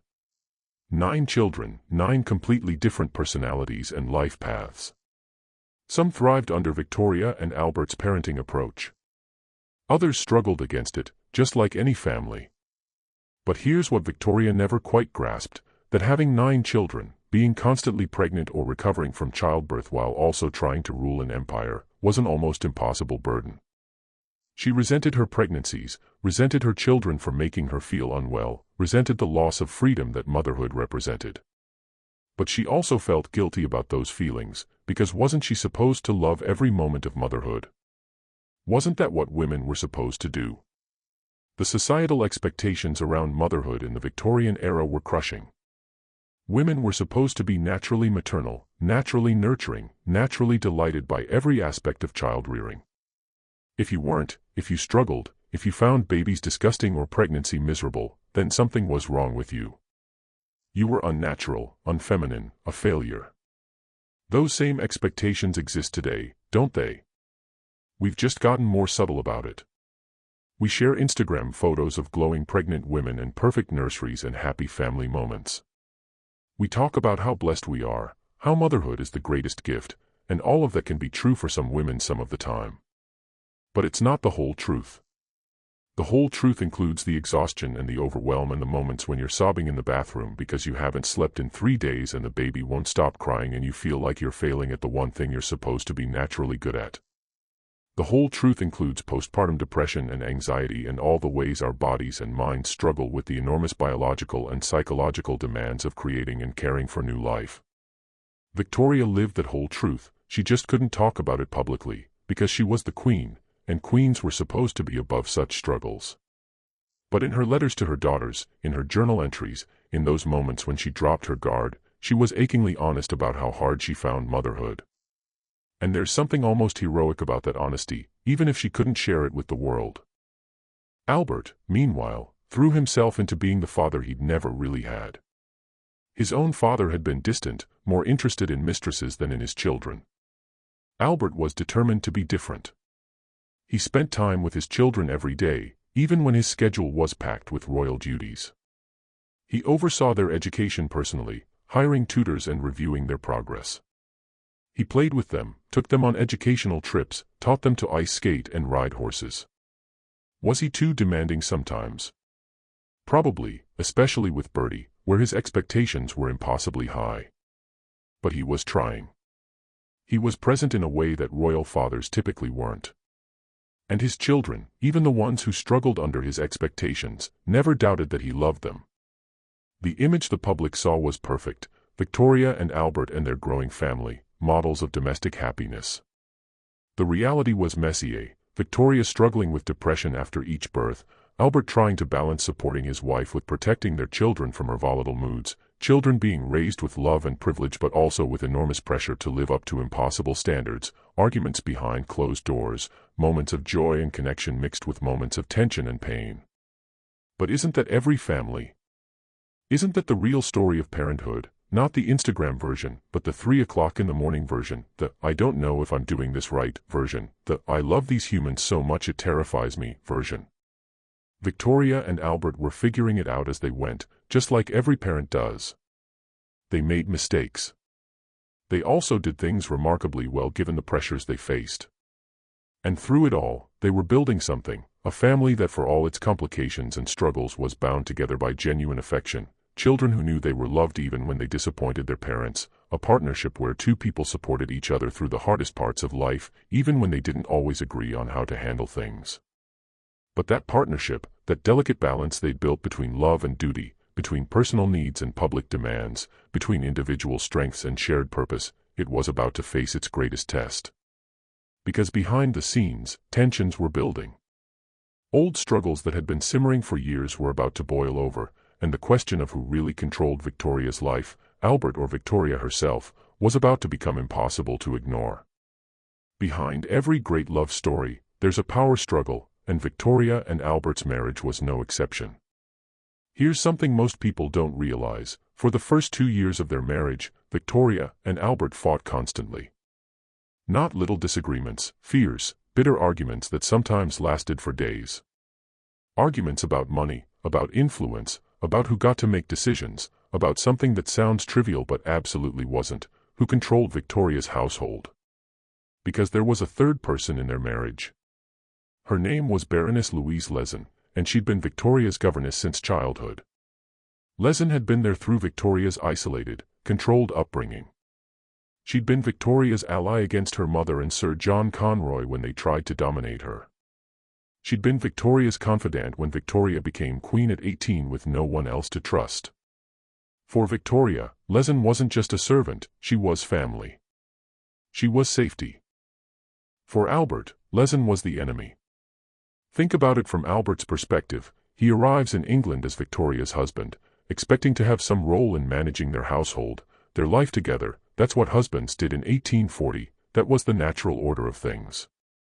But Victoria's household was run by Lezen, who controlled everything from the daily schedule to which servants had which responsibilities to when and what Victoria ate. Lezen had keys to all the rooms. She managed all the finances. She decided who could see Victoria and when. And Lezen made it crystal clear that she saw Albert as an intruder, someone trying to steal Victoria away from her, someone who couldn't be trusted. The battles over this got ugly, really ugly. There's a famous incident from 1842 involving their eldest daughter, Vicky, who was about 2 years old at the time. Vicky had been sick, running a fever, not eating properly. Albert thought the nursery was too hot, that Vicky needed fresh air and a cooler environment. Lezen insisted the child needed to be kept warm and quiet. This wasn't just a disagreement about child care, it was a proxy war for who had authority over Victoria's family. Albert went to Victoria and demanded that Lezen be removed from managing the nursery. Victoria refused. They fought about it for days. Victoria defended Lezen with the same fierce loyalty she'd always shown. Albert saw this as Victoria choosing Lezen over him, choosing the past over their future together. Have you ever been in a relationship where someone from your partner's past, an ex, a family member, a longtime friend, seemed to come between you, where you felt like you were constantly competing for attention and influence? That's where Albert was, except in his case, the person he was competing with had literally raised his wife and had Victoria's complete trust and devotion. It came to a head in September 1842. Albert gave Victoria an ultimatum: either Lezen goes, or I cannot function in this marriage. And he didn't just say it in the heat of an argument, he put it in writing. A formal letter laying out all the ways Lezen's presence was damaging their marriage, their children's well-being, and Victoria's effectiveness as queen. Victoria was torn apart. On one side was the woman who'd protected her through her difficult childhood, who'd never asked anything in return except to continue serving her. On the other side was her husband, whom she loved, the father of her children, her partner in ruling an empire. She chose Albert, and it nearly broke her heart to do it. Lezen was pensioned off, given a generous retirement package, and sent to Germany. Victoria wrote her heartbroken letters for years afterward. She never stopped feeling guilty about it. But she'd made her choice, her marriage had to come first, even if it meant losing someone she considered family. And something shifted after that, something fundamental in the power dynamic between Victoria and Albert. See, for the first 2 years of their marriage, Victoria had been very clear, she was the queen, and Albert was her husband, and those were two separate things. She made the final decisions on everything. She controlled the money. She determined what Albert could and couldn't do. When Albert wanted to reorganize the household accounts, which were an absolute mess, by the way, Victoria initially refused because she saw it as him trying to control her. But after the Lezen situation, Victoria started to let go, gradually, reluctantly, but definitively. She started trusting Albert with more decisions, started asking his opinion not as a courtesy but because she genuinely wanted his counsel, started deferring to him on household matters, on children's education, on financial management, on social arrangements. By 1842, just 2 years into their marriage, Albert had become what he'd said he could never be, the master in the house. Not through force or demands, but through patience and persistence and proving himself indispensable. Here's what's fascinating about this from a modern perspective: Victoria essentially adopted the Victorian ideal of wifely submission. Despite being queen, despite having more power than literally any other woman in the world, she chose to present herself publicly and privately as a dutiful, obedient wife who deferred to her husband's superior wisdom. And historians still debate whether this was genuine or performance. Did Victoria really see Albert as her superior? Or did she strategically adopt that persona because it made their political partnership work more smoothly? I think the truth is somewhere in between. Victoria loved Albert. She admired his intelligence, his education, his calm rationality that balanced her emotional reactivity. She genuinely believed he was better equipped to handle certain aspects of governance than she was. But she also recognized that their partnership worked better when she wasn't constantly asserting her authority, when she let Albert feel like he had real power and influence. In her letters, Victoria often referred to Albert as her lord and master. She wrote things like, "I am but a woman and need guidance." She presented herself as weak and dependent on Albert's strength. But, and this is crucial, she never actually gave up her constitutional authority as monarch. The final say on government matters was always legally and practically hers. She just chose to exercise that authority in consultation with Albert. It's a brilliant political move when you think about it. By publicly embracing traditional gender roles in her personal life, Victoria made herself more acceptable to a society that was deeply uncomfortable with the idea of female authority. Look, she was saying, I might be queen, but I'm still a proper woman who knows her husband is her superior. I'm not threatening the natural order of things. But behind closed doors, Victoria and Albert were building something more equal than that public image suggested. Yes, Albert had enormous influence. Yes, Victoria relied on him heavily. But she never became the passive, submissive figure she sometimes portrayed herself as. When they disagreed on important matters, she held her ground. When she felt strongly about a political decision, she made the choice she thought was right, even if Albert disagreed. And they still fought. Oh, did they fight? Victoria's temper didn't disappear just because Lezen was gone. She could still be volatile, emotional, sometimes cruel in anger. And Albert had his own stubborn streak, his own moments of frustration and resentment. There's a story from the late 1840s, I wish I could tell you the exact date, but the sources are vague, where Victoria and Albert had such a fierce argument that Albert retreated to his private rooms and locked the door. Victoria followed him, pounding on the door, demanding he let her in. "Who is it?" Albert called through the door. "The Queen of England," Victoria shouted back. Silence. Albert didn't open the door. Victoria knocked again. "Who is it?" Albert repeated. This time, Victoria said more quietly, "Your wife." And Albert opened the door. Now, I've seen that story told as romantic. Look how Albert taught Victoria humility, taught her that in their marriage, she needed to be a wife first and a queen second. But I think it's more complicated than that, because Albert was essentially forcing Victoria to choose in that moment between her identity as monarch and her identity as his partner. He was saying, your authority as queen means nothing to me if you're not also willing to be vulnerable as my wife. That's a lot to demand, isn't it? Especially from someone whose entire sense of security and safety was bound up in her role as queen. Victoria had spent her childhood powerless. The crown gave her power, agency, control over her own life. And Albert was asking her to willingly set that aside, to be just his wife, to be the less powerful person in the relationship. The fact that she did it, that she chose to knock again and identify herself as his wife rather than walking away, tells you how much she loved him. But it also tells you the cost of that love. Every time Victoria chose Albert over her own authority, she was giving up a piece of the independence she'd fought so hard to claim. And yet, paradoxically, their relationship worked better for it. The more Victoria allowed Albert to lead in their personal life, the more effectively they functioned as a political partnership. It's like they found a balance. Victoria held the constitutional power, but Albert wielded the practical influence. Victoria made the final decisions, but Albert shaped those decisions through advice and persuasion. Victoria wore the crown, but Albert was the architect of how that crown was used. And by the 1850s, 10 years into their marriage, this system had become so established that foreign dignitaries and British politicians routinely met with Albert before meeting with Victoria. They knew that to influence Victoria, they needed to convince Albert first.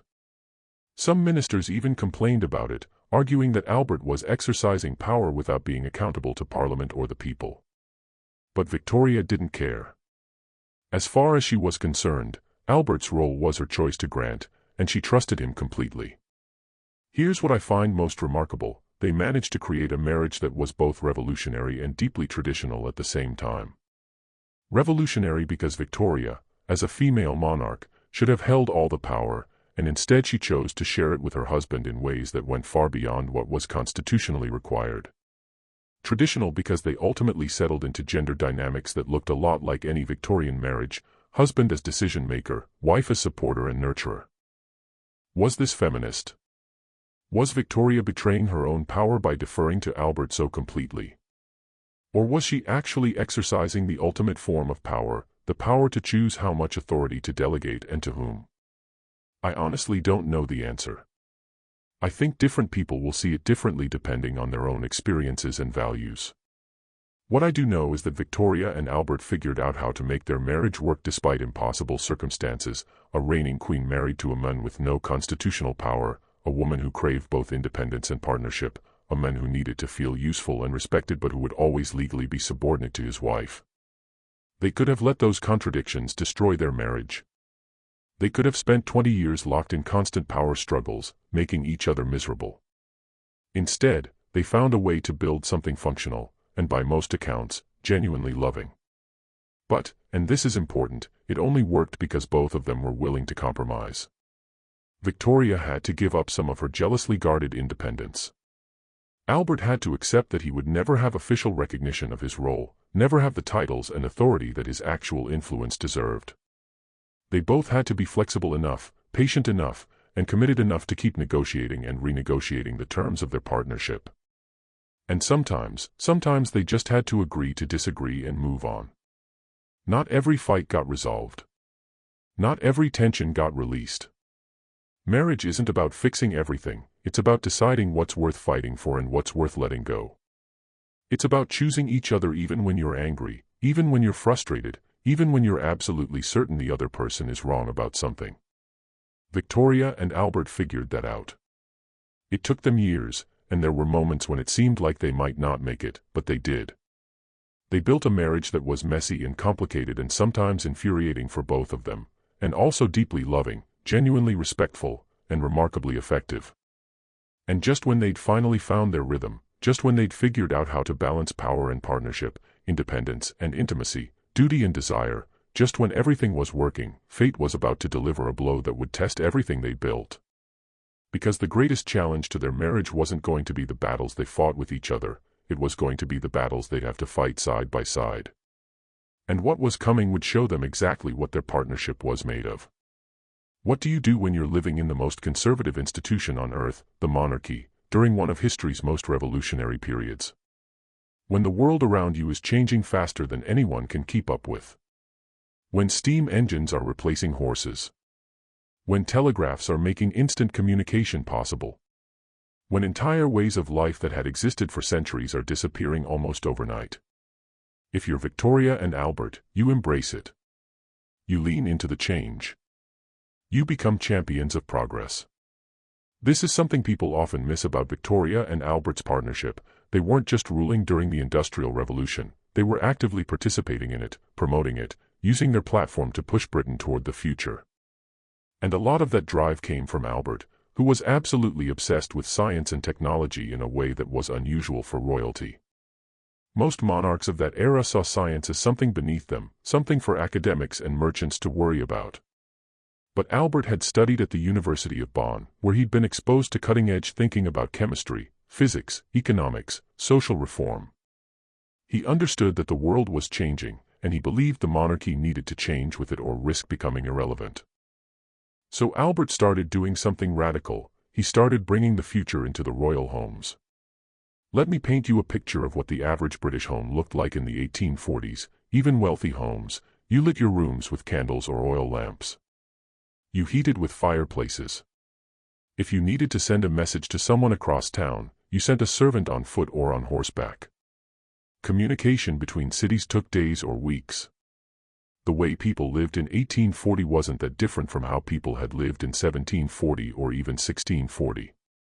Now let me tell you about Windsor Castle and Buckingham Palace under Albert's influence. They had electric lighting, not everywhere because the technology was still new and unreliable, but in key rooms powered by early generators.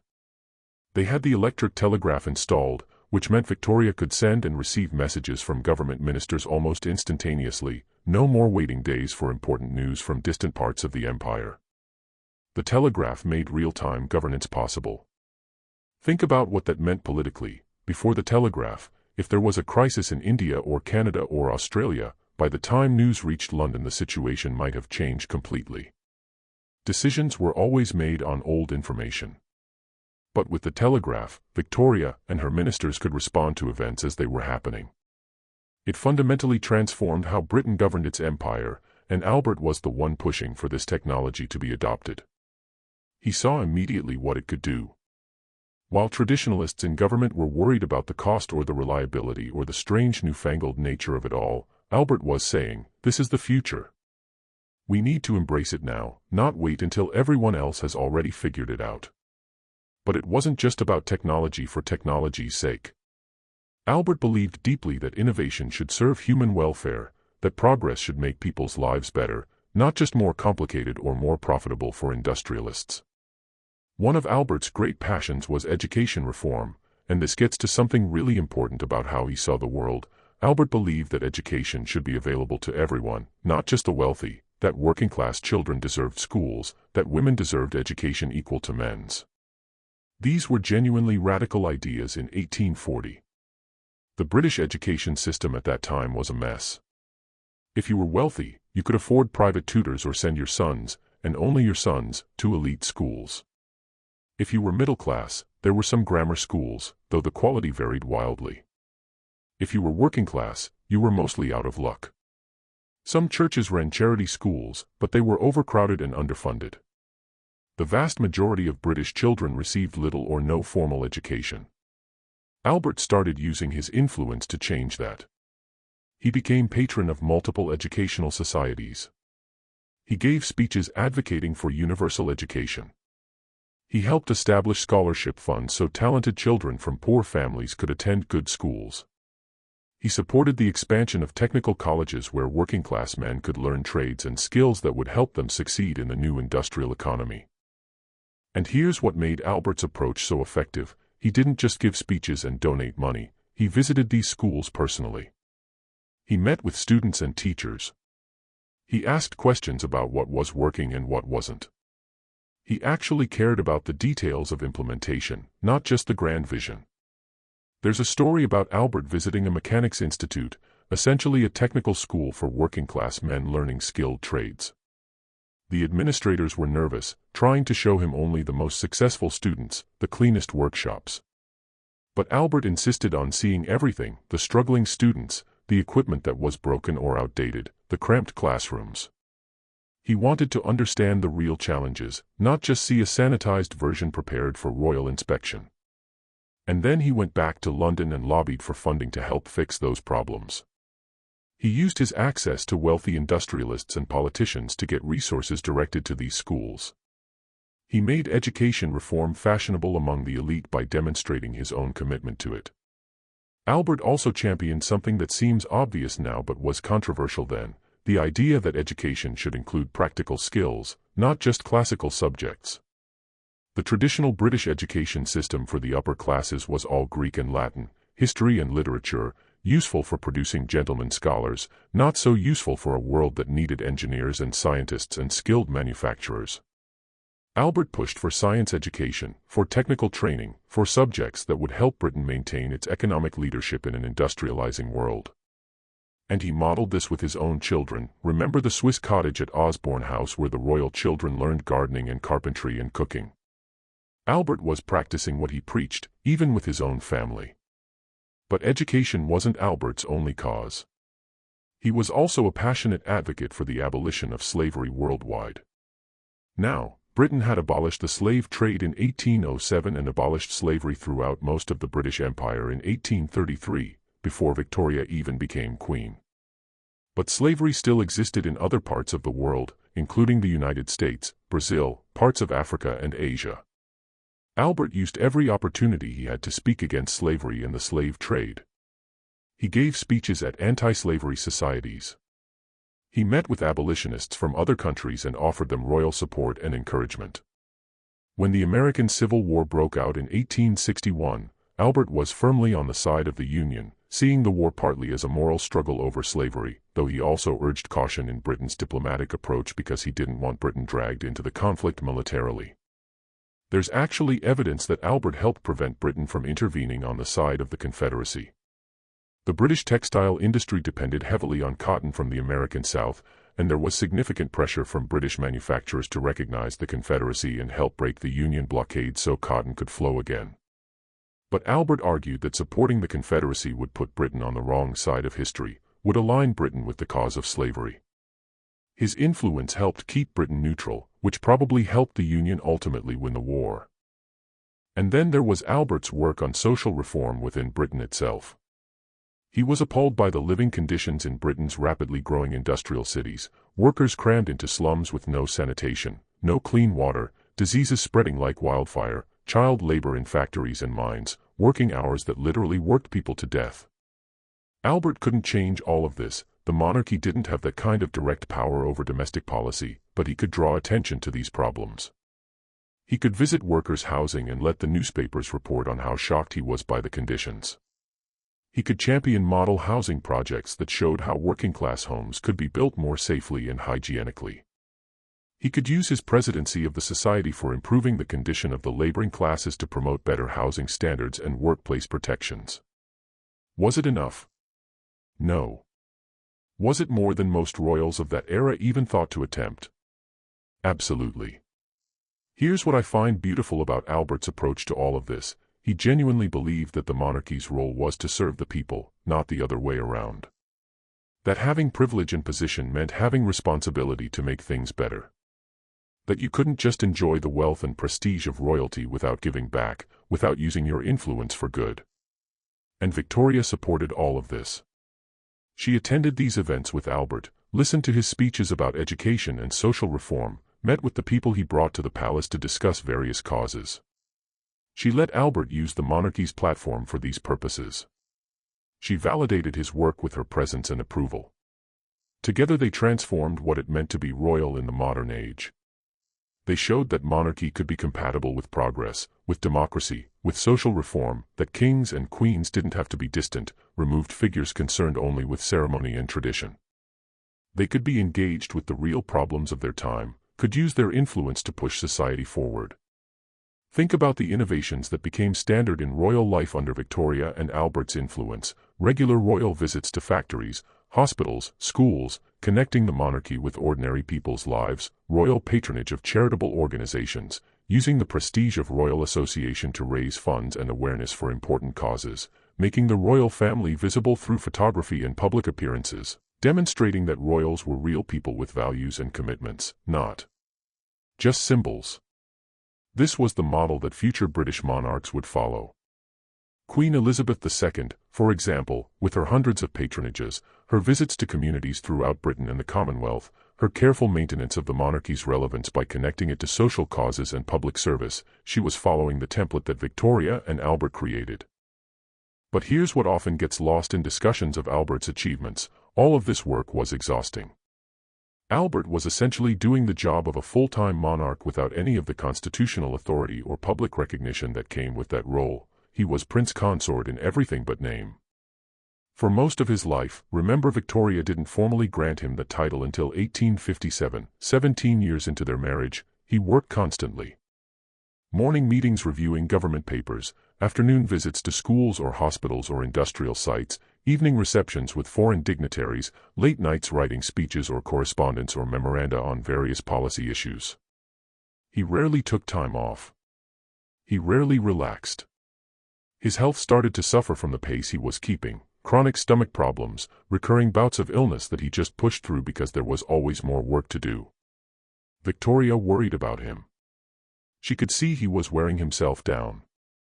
But Albert couldn't seem to stop, maybe because he felt he had to prove himself to justify his position, maybe because he genuinely cared too much about too many things to prioritize, maybe because he knew on some level that his influence was borrowed, that it existed only because Victoria granted it, and if he stopped being useful, stopped being indispensable, that influence might disappear.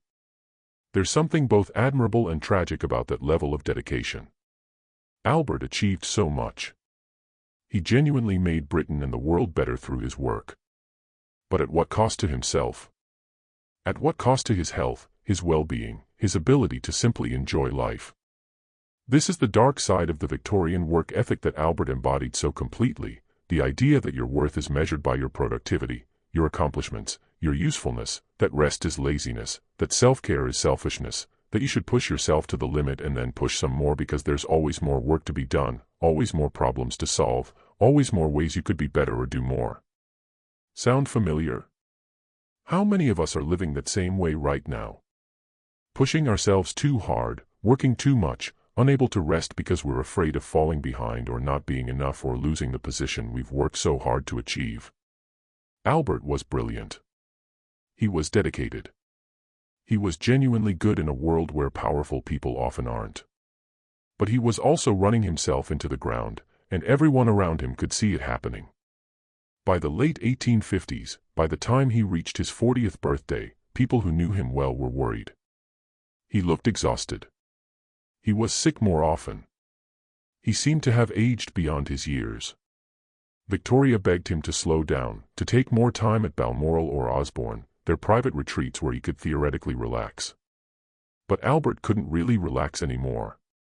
Even at their holiday homes, he was redesigning gardens, planning building projects, corresponding about various initiatives and causes.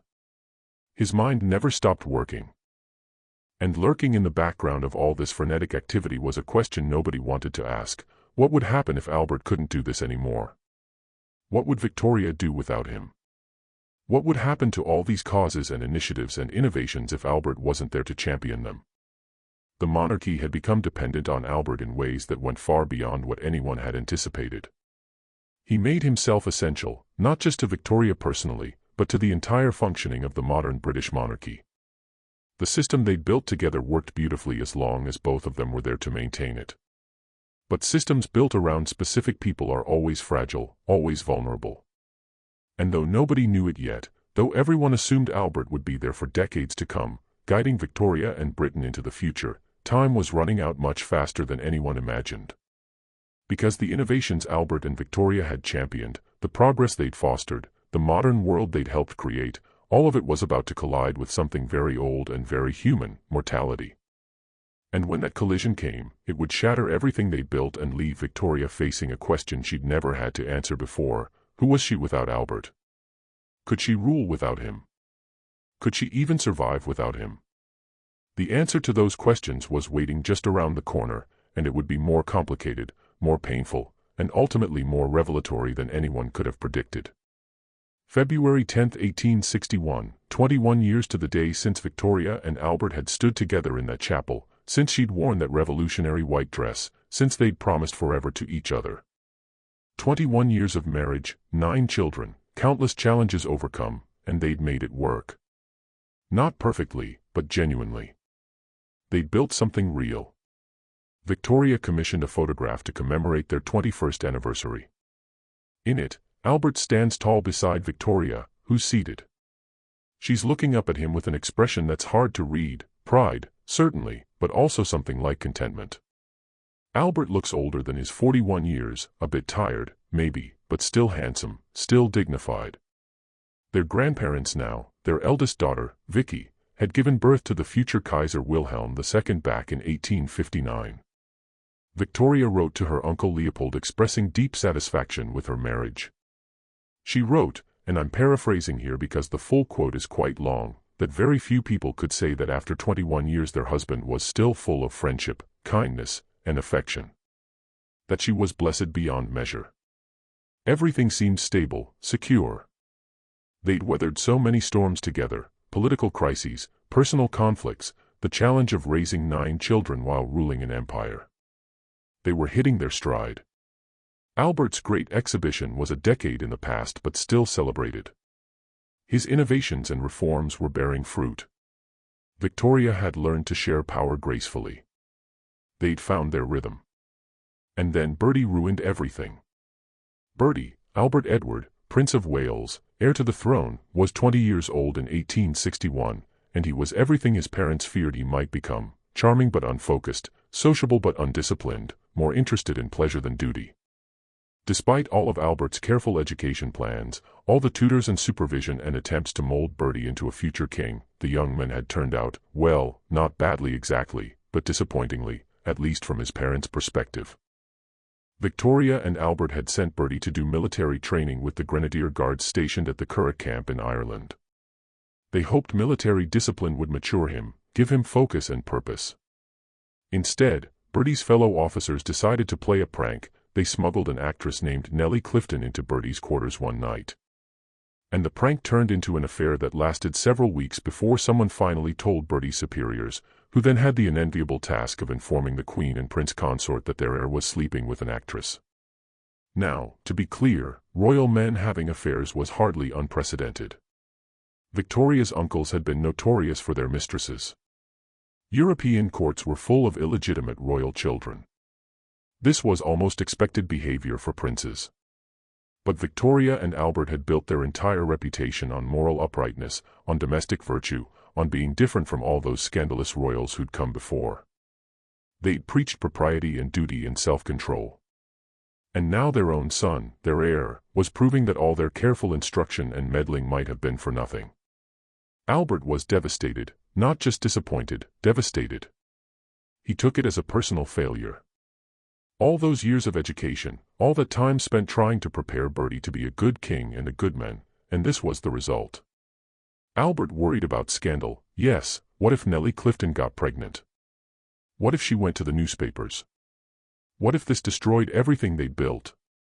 But more than the practical concerns, Albert seemed to take Bertie's behavior as a moral betrayal, like Bertie had rejected everything Albert stood for, everything Albert had tried to teach him about duty and honor and self-control.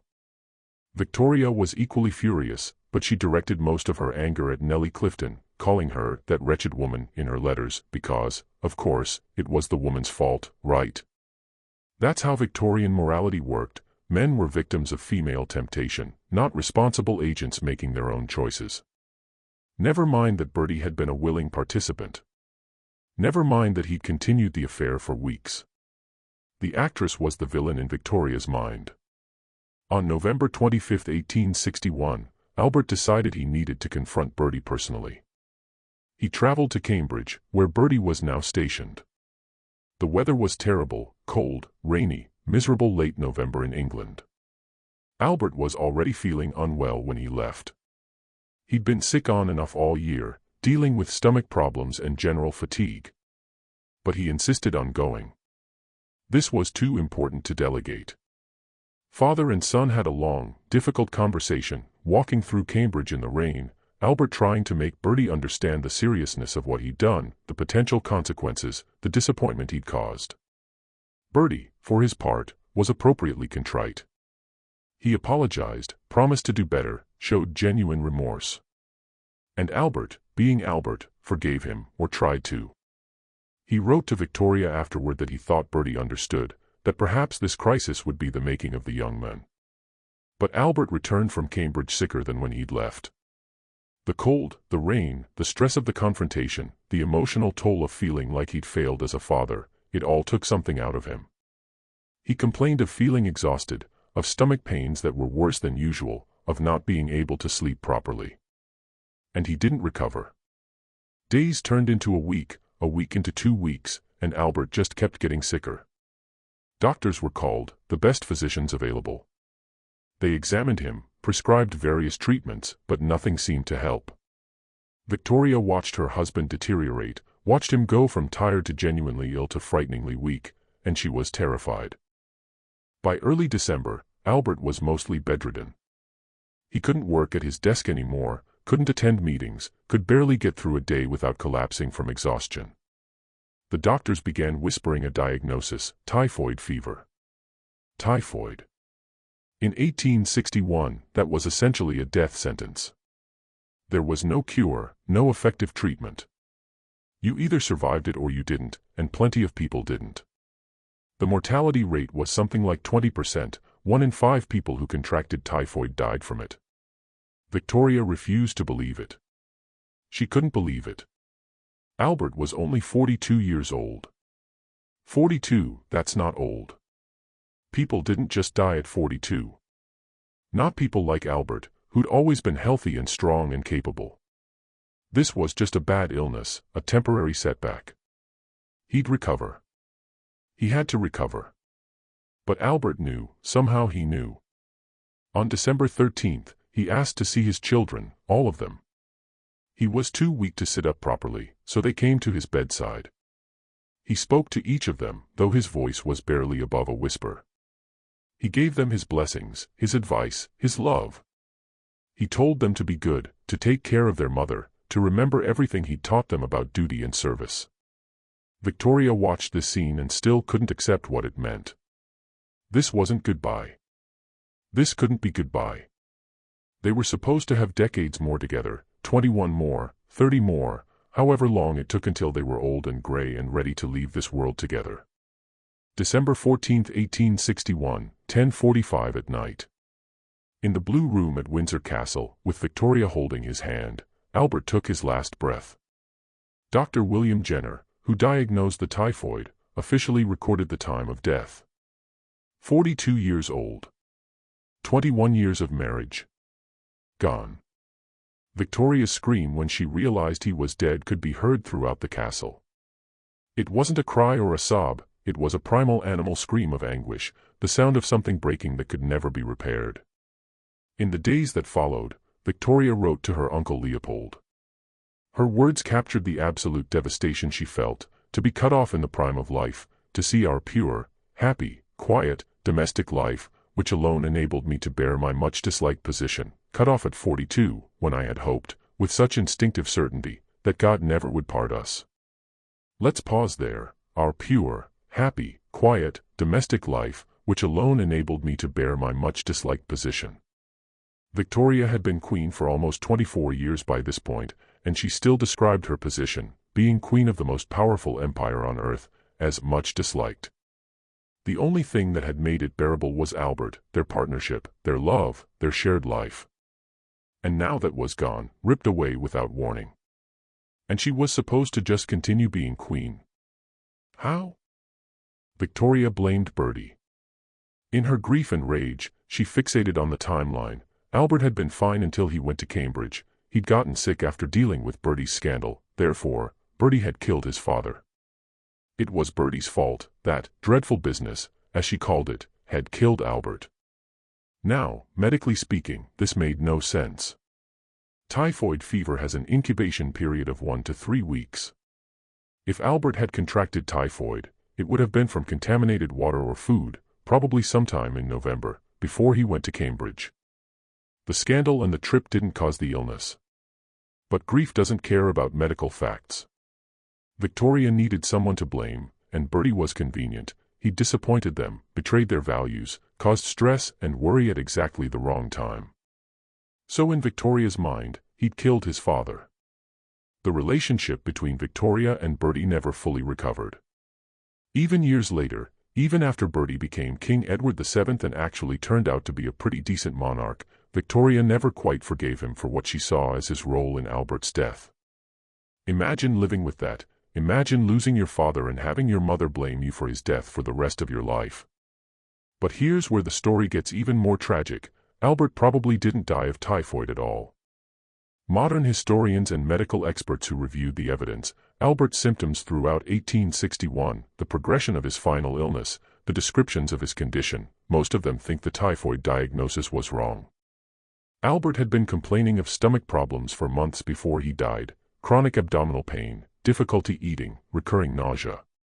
That's not typhoid. Typhoid comes on suddenly, but it is consistent with stomach cancer or Crohn's disease or some other chronic gastrointestinal condition that was slowly killing him throughout 1861 while everyone, including Albert himself, tried to push through it and keep working.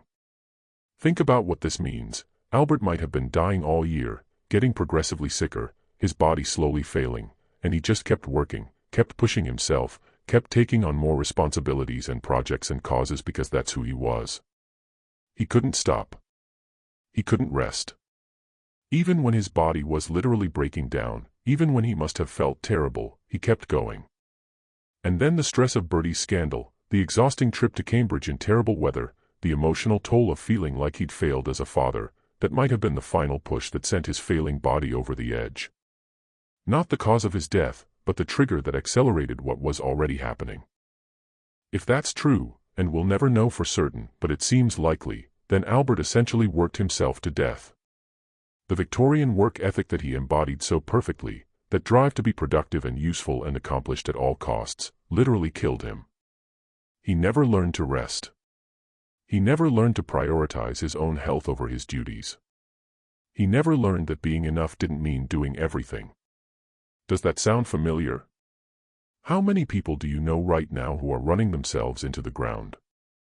Who can't take a break because there's always more work to do? Who measure their worth by their productivity and their usefulness? Who would rather die than be seen as lazy or inadequate or not enough? We're still living out Albert's tragic example. We're still killing ourselves with the same work ethic that killed him, and we call it ambition, dedication, commitment. We praise it. We build entire careers and companies around it. We reward people who sacrifice their health and well-being for productivity. But look where it led. Albert dead at 42, Victoria shattered, grief-stricken, lost, 9 children without their father, an entire nation in mourning for a prince who'd been mocked and dismissed when he arrived but had become beloved through his tireless work and dedication. All of Albert's causes and projects suddenly without their champion, the partnership that had made the monarchy work suddenly broken, leaving Victoria to figure out how to rule alone after 21 years of shared authority. In the immediate aftermath of Albert's death, Victoria couldn't function. She stayed in her rooms crying, refusing to see anyone except her closest ladies-in-waiting. She wrote letters obsessively, to family members, to friends, to Albert himself, as if he could still read them. She clung to anything that had been his clothes, his papers, his personal belongings. She had his rooms kept exactly as they'd been, as if he might come back at any moment. The government didn't know what to do. They needed the Queen to sign documents, to make decisions, to fulfill her constitutional duties, but Victoria was too grief-stricken to care about any of that. For the first time since she'd become Queen 24 years earlier, she was completely non-functional. The empire that had depended on the Victoria-Albert partnership was suddenly rudderless. And Victoria herself faced an existential question: who was she without Albert? For 21 years, her identity had been built around their partnership. She was Queen, yes, but she was Albert's wife first. She'd defined herself through their relationship, through their shared work, through the life they'd built together. She'd literally written that being Queen was bearable only because of our pure, happy, quiet, domestic life. So now what? Albert was gone. Their domestic life was gone. And she was still Queen, still had all these responsibilities, still had an empire to help govern. But the thing that had made it all bearable, the thing that had given it meaning, that was gone forever. Have you ever lost someone who was fundamental to who you are? Not just someone you loved, but someone whose presence in your life was woven into your very identity, where their loss doesn't just leave a hole, but leaves you wondering if you even exist anymore without them. That's where Victoria was on December 14, 1861, and in the days and weeks that followed. And what she would do with that grief, how she would rebuild herself or fail to rebuild herself, would define the rest of her long life and would ultimately transform what the British monarchy meant and could be. But in those first raw days and weeks, none of that mattered. All that mattered was the pain, the unbearable, crushing, suffocating pain of loving someone so deeply for so long and then having them ripped away without warning, and the terrible knowledge that life had to go on somehow, even though the person who'd made life worth living was gone forever. Black. That's the color Victoria chose, and it became the only color she would wear for the next 40 years. 40 years. Think about that for a moment. If you started wearing only black today, you'd still be wearing black in 2065. Your entire life would pass, relationships beginning and ending, careers rising and falling, children growing up and having children of their own, and every single day you'd wake up and put on black. Every single day you'd be announcing to the world, I am in mourning. I have lost someone. I will never stop grieving. That was Victoria's choice after Albert died. And it wasn't just about the clothes, though the black was certainly dramatic. It was about creating an entire life around absence, around loss, around a person who wasn't there anymore. Let me tell you what Victoria's mourning looked like in practice, because it went far beyond what anyone, even in grief-obsessed Victorian England, considered normal or healthy. First, Albert's rooms in every royal residence, Windsor Castle, Buckingham Palace, Osborne House, Balmoral, Albert's private rooms were kept exactly as they'd been on the day he died. His papers were left on his desk, arranged just as he'd left them. His clothes hung in his wardrobes. His personal items, his shaving kit, his hairbrushes, his pocket watches, remained on his dressing table as if he might walk in at any moment and use them. But here's where it gets truly haunting. Victoria ordered her servants to maintain these rooms as if Albert was still alive. Every morning, fresh hot water for shaving was brought to his rooms and placed in the basin. Every day his linens and towels were changed. The fireplaces were lit in winter to keep the rooms warm. It was like maintaining a shrine, except the shrine was pretending the person wasn't actually dead. Can you imagine being a servant tasked with this? Every morning, carrying hot water to a dead man's room, carefully arranging towels that no one would use, maintaining the fiction that at any moment Prince Albert might return and need his things. It must have been deeply unsettling. But Victoria insisted on it, and she kept this practice going for the remaining 40 years of her life. At night, Victoria took Albert's dressing gown to bed with her. She would hold it, sleep with it beside her, as if having something that had touched his skin could somehow keep him close. She also kept a plaster cast of Albert's hand on her nightstand, so she could reach out in the dark and touch it, imagining she was still holding his hand. Now, before we judge this too harshly, let's acknowledge something. Grief makes us do strange things. We keep our loved ones close because they still smell like them. We leave voicemails saved because we can't bear to delete the sound of their voice. We visit graves and talk to headstones as if the person can hear us. Victoria's behaviors were an extreme version of what many grieving people do. She just had the resources to take it much, much further than most people can. But Victoria didn't stop at private mourning rituals. She withdrew from public life almost completely.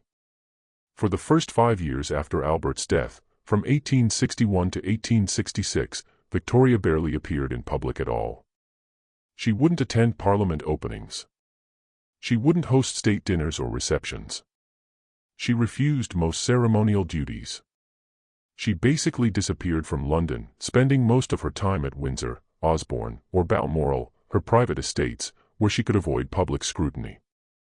She did continue her official government work, reading papers, signing documents, meeting with ministers when absolutely necessary. She was still functioning as a constitutional monarch in that sense. But all the visible parts of being queen, all the ways the monarchy connected with ordinary people, all of that stopped. Victoria became known as the Widow of Windsor, a ghost haunting her castles, invisible to her people, present only as an absence. Initially, the British public was sympathetic. They understood grief. They'd lost people too. And they'd loved Albert by the end, his great exhibition, his charitable work, his obvious dedication to Britain despite being German. So when Victoria withdrew to mourn, people said, "Give her time. She suffered a terrible loss. She deserves space to grieve." But 1 year became 2. 2 became 5. 5 became 10. And people started asking, when is she coming back? When will we have a queen again, not just a widow? By the late 1860s, sympathy was turning to frustration. Newspapers started publishing critical articles. Political commentators questioned whether Victoria was still fit to rule if she refused to do any of the public-facing parts of the job. Republican movements, people arguing that Britain should abolish the monarchy and become a republic, started gaining traction. Not a lot of traction, but more than had existed in decades. The crisis point came in 1871 when a pamphlet was published called, "What Does She Do With It?" The pamphlet laid out in detail how much money Parliament paid to support the royal family, and it asked quite pointedly what exactly the British people were getting in return for that expense. Victoria wasn't appearing in public. She wasn't performing ceremonies. She was just sitting in her castles, mourning, and collecting her allowance from the taxpayers. Was that really worth the cost? The pamphlet circulated widely. It was discussed in Parliament. It became a genuine political controversy.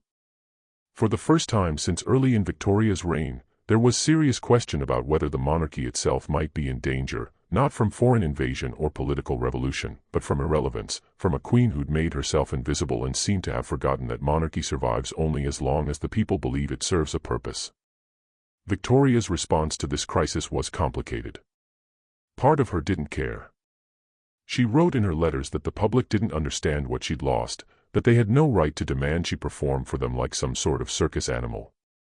She'd lost her beloved husband, her partner, her anchor. How dare people expect her to just put on a smile and wave from balconies as if nothing had happened? But another part of Victoria understood the danger. She had children and grandchildren whose futures depended on the monarchy's survival. She had a legacy to protect, hers and Albert's.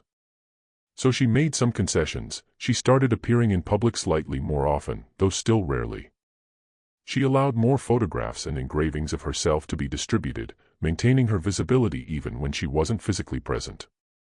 And crucially, she began building monuments to Albert, permanent public expressions of her grief that also served to remind people of Albert's contributions and to associate the monarchy with progress and cultural achievement. The Albert Memorial in Kensington Gardens, completed in 1876, is extraordinary.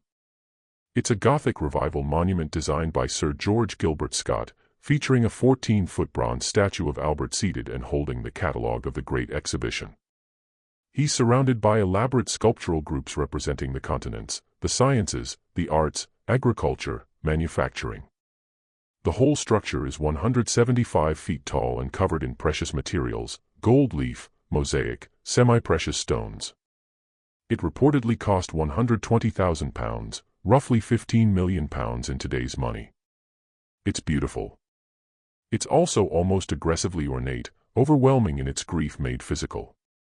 Standing in front of it, you can feel the weight of Victoria's loss pressing down on you. This isn't a simple memorial, it's an argument made in stone and gold, saying, look what we lost. Look what he was. Look what Britain lost when he died. Then there's the Royal Albert Hall, opened in 1871. Victoria named it after Albert and dedicated it to furthering the arts and sciences that he championed. At the opening ceremony, Victoria was supposed to give a speech but became too emotional to speak. She stood there in front of thousands of people, unable to say the words she'd prepared because the grief was still so fresh, even 10 years after Albert's death. These monuments achieved something important. They kept Albert's memory alive publicly. But they also gave Victoria's grief a socially acceptable outlet. Instead of just sitting in her rooms holding Albert's dressing gown, she was commissioning memorials, establishing institutions, creating lasting legacies. It transformed her mourning from purely personal to at least partly public, from self-indulgent to culturally productive. But here's the question historians and psychologists have debated for over a century. Was Victoria's 40 years of mourning really about love, or was it about guilt? Think about their relationship, all those fights in the early years, Victoria's volatile temper and emotional outbursts, the times she prioritized Lezen over Albert, the way she relied on him for everything by the end, making him work himself literally to death. Did Victoria mourn so excessively because she loved Albert so much, or because she felt guilty about how their relationship had been? Because she knew on some level that she'd been complicit in his death, through her demands and dependence.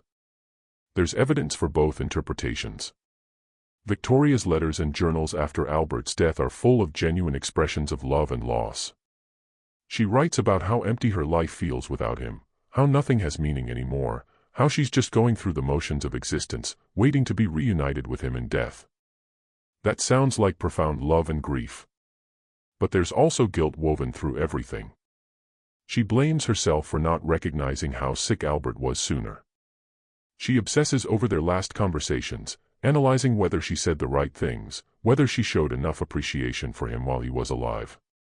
She writes about how unworthy she was of him, how he was an angel and she was just a flawed, difficult woman who didn't deserve his patience and devotion.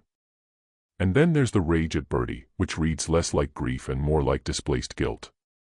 By blaming Bertie for causing Albert's death through his scandal, Victoria didn't have to confront her own role in Albert's exhaustion and illness. She could be angry at Bertie instead of at herself, could direct all that complicated emotion outward instead of inward. The truth is probably that Victoria's mourning was motivated by both love and guilt mixed together in ways that even she couldn't untangle. She genuinely loved Albert and grieved his loss. She also felt guilty about the dynamics of their relationship, about how much she demanded of him, about not protecting him better. And the guilt amplified the grief, made it harder to process and move through, kept her stuck in those first raw months of loss for literally the rest of her life. Because here's what's crucial to understand, Victoria never progressed through grief in any normal sense. She never reached acceptance. She never rebuilt her life in a way that honored Albert's memory but also acknowledged that she was still alive and had to keep living. She essentially stopped her emotional development on December 14, 1861, and stayed frozen there for 40 years. Psychologists today would probably diagnose Victoria with complicated grief or prolonged grief disorder, a condition where grief doesn't ease over time but instead becomes chronic and disabling. The symptoms include intense yearning for the deceased person, difficulty accepting the death, feeling that life is meaningless without them, avoiding reminders of the loss, or conversely, becoming obsessively focused on reminders. Victoria checked all these boxes. And Victorian culture enabled this, because in the 19th century, especially in Britain, mourning was ritualized to an extraordinary degree. There were strict rules about how long you should wear black after losing different family members, a full 2 years for a husband, for example, before you could even start incorporating gray or purple into your wardrobe. There were rules about what kind of jewelry was acceptable during mourning: jet, dark stones, hair jewelry made from the deceased person's hair. There were rules about social activities, about when you could attend parties or go to the theater, about what was respectful and what wasn't. This elaborate mourning culture was meant to provide structure for grief, to give people a socially sanctioned way to express loss. But it could also enable excessive grief, make it harder for people to move on because the culture kept insisting they demonstrate their sadness visibly and continuously. Victoria took Victorian mourning culture to its absolute extreme and then stayed there permanently. She wore black for 40 years. She never stopped observing the rituals. She never moved past the first acute phase of grief into something more sustainable. And because she was the queen, her behavior set the tone for the entire culture. Victorian mourning became even more elaborate and intense during Victoria's widowhood, partly because people were following her example. There's something both moving and troubling about this. Moving because Victoria's devotion to Albert's memory is genuine and powerful. This was real love, whatever else it was. Troubling because her inability to move forward limited her own life so dramatically. She was 42 when Albert died. She lived another 40 years, that's a whole lifetime's worth of experiences, relationships, growth that she essentially refused to allow herself because moving forward felt like betraying Albert. What could Victoria have accomplished in those 40 years if she hadn't been so consumed by grief? What could she have enjoyed? What relationships could she have discovered? We'll never know, because she chose stasis over growth, chose mourning over living, chose devotion to the past over engagement with the present. And yet, and this is what makes Victoria's story so complex, in some ways, her excessive mourning served a purpose. It kept Albert's legacy alive. It ensured that his contributions weren't forgotten. It motivated her to build lasting institutions in his name. Her grief was productive even as it was excessive, it accomplished things even as it limited her. So was Victoria's 40 years of mourning a testament to eternal love or a sign of psychological dysfunction? Was it beautiful or tragic? Was it something to admire or something to pity? Maybe it was all of those things. Maybe grief that profound doesn't fit into simple categories. Maybe when you love someone as deeply as Victoria loved Albert, losing them breaks something in you that can never be fully repaired. And maybe the best you can do is find ways to live with the brokenness, to build a life around the hole where that person used to be, to honor their memory even as you acknowledge that nothing will ever be the same again. Victoria did that, not well, not healthily, but she did it. She survived 40 years without the person who'd been her entire world. She continued being queen even though being queen without Albert felt meaningless. She raised her children and watched them marry and have children of their own. She witnessed Britain continue to grow and change and evolve. She was there for all of it, even though part of her had died on December 14, 1861, and never came back. And through all those years, through all that grief and all those mourning rituals and all that devotion to a man who was gone, Victoria was building something else, too. Something bigger than her personal loss. She was creating a legacy that would stretch far beyond her own life, far beyond Albert's life, far beyond anything either of them could have imagined when they first met at that birthday party in 1836. A legacy written in the lives of their descendants, in the institutions they had built, in the very concept of what monarchy could mean in the modern world. But to understand that legacy, to see how two people's love story rippled out to touch millions of lives across continents and generations, we need to look beyond Victoria's grief to what she and Albert created together. We need to see their 9 children and 42 grandchildren and 87 great-grandchildren scattering across Europe, carrying Victoria and Albert's genes and values and complications into throne rooms from Britain to Russia to Germany to Spain. We need to see how a love that burned so bright and ended so tragically became the foundation for dynasties, for alliances, for conflicts that would reshape the world, because the story of Victoria and Albert doesn't end with Albert's death. It just transforms into something larger and stranger and ultimately more consequential than either of them could have possibly foreseen. 9 children. When Victoria and Albert started their family, they probably imagined normal things. Maybe their children would be happy, healthy, successful, maybe some would go into military service or marry well or make the family proud. Normal parental hopes, just on a royal scale. What they couldn't have imagined, what nobody could have imagined, was that their family tree would become a map of European power. That their descendants would sit on thrones from Britain to Russia to Germany to Spain to Norway to Romania to Greece. That within 2 generations, Victoria and Albert's genes would be woven through virtually every major royal house in Europe, creating connections so dense that by 1914, most of Europe's monarchs were either related by blood or marriage.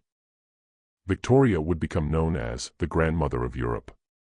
And that wasn't just a cute nickname, it was a literal description of how European politics worked in the late 19th and early 20th centuries. Family reunions weren't just awkward dinners with relatives you barely knew, they were diplomatic summits where the future of nations was quietly negotiated over tea. Let me show you how this happened, how two people's 9 children became the foundation for a dynasty that would touch millions of lives and ultimately help trigger one of the deadliest conflicts in human history. We've already talked about Vicky, the eldest, brilliant, strong-willed, married to Crown Prince Frederick of Prussia, who would briefly become German Emperor Frederick III. Vicky and Frederick only got 99 days on the throne before Frederick died of throat cancer. But their son, Victoria and Albert's grandson, became Kaiser Wilhelm II, 1888 to 1918. Remember that name, we'll come back to Wilhelm. Then there was Alice, who married Ludwig IV, Grand Duke of Hesse. Alice was remarkable. She became a pioneering advocate for nursing and health care, directly inspired by Florence Nightingale. She established nursing schools and hospitals, pushed for better public health standards. She died young at 35 from diphtheria that she likely caught while nursing her own children through the illness. But her legacy lived on through her children, including one daughter named Alex, who became Alexandra Fyodorovna, Empress of Russia, wife of Tsar Nicholas II. That's Victoria's granddaughter married to the last Tsar of Russia. Again, remember that. Helena married Prince Christian of Schleswig-Holstein and became known for her charitable work, serving as president of multiple nursing organizations. Louise, artistic, independent Louise, shocked everyone by marrying John Campbell, 9th Duke of Argyll. He wasn't royalty, just British nobility. This was the first time a British monarch's child had married a subject rather than foreign royalty since 1515. It caused a scandal, but Louise didn't care. She was a talented sculptor and painter who wanted to choose her own path. Arthur had a distinguished military career and married Princess Louise Margaret of Prussia, more German connections, strengthening ties between Britain and Prussia. Leopold, tragically, inherited hemophilia from Victoria and died at 30 after a fall. We'll come back to hemophilia, it's a crucial and tragic part of this story. And finally Beatrice, the baby, who became Victoria's constant companion after Albert died. Beatrice married Prince Henry of Battenberg, and their descendants would eventually include Prince Philip, Duke of Edinburgh, husband to Queen Elizabeth II. So that connection between Victoria and modern British royalty, direct line through Beatrice. But here's where it gets really interesting. It wasn't just Victoria's children who made strategic marriages, it was her 42 grandchildren and eventually her 87 great-grandchildren. Victoria and Albert essentially seeded European royalty with their descendants, creating a web of family connections so complex that by the early 20th century, you couldn't have a major European conflict without it being on some level of family dispute. Let me give you some examples. Victoria's grandchildren included King George V of Britain, father of both Edward VIII and George VI, grandfather of Queen Elizabeth II, Kaiser Wilhelm II of Germany, son of Vicky, Tsarina Alexandra of Russia, daughter of Alice, Crown Princess Margaret of Sweden, whose descendants still reign in Sweden today, Queen Maud of Norway, Queen Marie of Romania, King Alfonso XIII of Spain, married Victoria's granddaughter Victoria Eugenie. Kings, queens, crown princes and princesses scattered across the continent like seeds from a single tree. By Victoria's Golden Jubilee in 1887, 50 years on the throne, she could look around at the celebrations and see her descendants occupying or about to occupy thrones throughout Europe. She was quite literally the matriarch of European royalty. When she died in 1901, her funeral was attended by monarchs and crown princes from across the continent, most of them her children or grandchildren. It must have been an extraordinary moment, all these kings and queens and princes, rulers of vast empires and nations, gathering to mourn their grandmother. The woman who'd changed their diapers, who'd sent them birthday cards, who'd written them letters full of family gossip and advice. She was also the thread connecting all of them, the origin point of their power and position. Victoria and Albert had envisioned these marriages as ways to create peace through family connection. If European monarchs were all related, the thinking went, they'd be less likely to go to war with each other. Blood ties would prevent bloodshed. Family loyalty would trump national ambition. It was a beautiful idea, and it was completely, tragically wrong. Because in 1914, when tensions that had been building for years finally exploded into World War I, Victoria's grandchildren found themselves on opposite sides. King George V of Britain, Kaiser Wilhelm II of Germany, and Tsar Nicholas II of Russia, all first cousins, all grandchildren of Victoria, leading their nations into a war that would kill millions. Wilhelm and George looked so similar they could have been brothers. There are photographs of them together in their youth wearing matching naval uniforms, laughing. Nicholas and George looked so alike that people sometimes mistook them for each other. These weren't distant relatives who'd never met, these were cousins who'd grown up attending the same family gatherings, who'd played together as children, who'd corresponded regularly. And now they were enemies, German armies fighting British armies, Russian armies fighting German armies. Victoria's family tree had become a map of the conflict, with her descendants literally killing each other's subjects on battlefields across Europe. The irony, the horrible, tragic irony, is that the very family connections Victoria and Albert had created to ensure peace ended up making the war even more complicated and painful. These weren't just nations in conflict, these were relatives in conflict. The war had a personal dimension that made it even more bitter, even harder to end. There's a famous telegram exchange between Wilhelm and Nicholas in the days before war was officially declared where they addressed each other as Willie and Nicky, using their childhood nicknames, begging each other to step back from the brink. But they couldn't. The machinery of war was already in motion, driven by alliances and imperatives that went beyond personal relationships. Family love couldn't stop political momentum. And then there's the hemophilia, Victoria's other legacy to Europe, though this one was tragic and devastating. Hemophilia is a genetic disorder where blood doesn't clot properly, even minor injuries can cause dangerous bleeding. Before modern treatment, severe hemophilia was often fatal.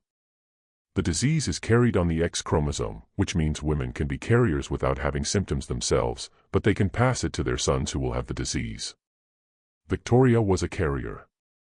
We don't know where the mutation came from. It might have been spontaneous, a random genetic change that occurred in Victoria or in one of her parents. But once Victoria had it, she passed it to several of her children. Leopold had it and died young. Two of her daughters, Alice and Beatrice, were carriers who passed it to their children. This is where it gets historically significant. Remember Alexandra, Tsarina of Russia, Victoria's granddaughter. Through Alice, she was a hemophilia carrier, and she passed it to her son, Alexei Nikolaevich, heir to the Russian throne. Alexei's hemophilia was a closely guarded state secret. The Russian people didn't know their future Tsar had a condition that could kill him from a simple bruise or fall. Alexandra, desperate to help her suffering son, turned to various healers and mystics, eventually falling under the influence of Grigory Rasputin, a controversial figure who seemed to be able to help Alexei when medical doctors couldn't. Whether through hypnosis, suggestion, or some other means, Rasputin could apparently ease Alexei's symptoms. This gave Rasputin enormous influence over Alexandra, and through her, over Tsar Nicholas. Rasputin used that influence to meddle in Russian politics, to get his allies appointed to government positions, to undermine people he didn't like. His presence at court became a massive scandal that severely damaged the royal family's reputation. Russian society was already unstable, already moving toward revolution. Rasputin's influence made things worse, made the monarchy seem corrupt and superstitious and unfit to rule. When the Russian Revolution came in 1917, when the Romanov dynasty fell, and Nicholas, Alexandra, and their children were eventually executed by the Bolsheviks, Victoria's hemophilia gene was part of that tragedy. Not the cause, obviously, the causes of the Russian Revolution were complex and deep-rooted. But Alexei's hemophilia led to Rasputin's influence, which contributed to the royal family's unpopularity, which was one factor among many that led to revolution and execution. Victoria's genetic legacy literally helped bring down the Russian Empire. A random mutation in her DNA rippled forward through generations to contribute to one of the 20th century's defining events. How many other people in history can you say that about? Other Victoria descendants also had hemophilia. Prince Alfonso of Spain, son of King Alfonso XIII and Victoria's great-granddaughter Victoria Eugenie, died at 31 in a car accident where hemophilic complications contributed to his death. Prince Gonzalo, his brother, died at 19 after a car crash, again with hemophilia as a contributing factor. Several other male descendants died young or suffered throughout their lives because of a gene they inherited from a great-great-grandmother they'd never met.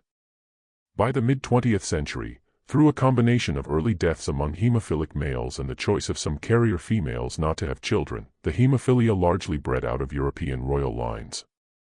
But the damage had been done. Victoria's genetic legacy had touched lives across generations, causing suffering she never intended and could never have predicted. So what do we make of all this? Victoria and Albert created a dynasty that shaped Europe for generations. Their descendants ruled major powers, influenced politics, made decisions that affected millions of lives. That's an extraordinary legacy. That's the kind of impact most people can only dream of having. But it was also a legacy they couldn't control. They couldn't control how their grandchildren would use power. They couldn't control whether family bonds would prevent war or just make war more tragic. They couldn't control the genetic disease that would pass silently through generations, causing suffering and death and political upheaval.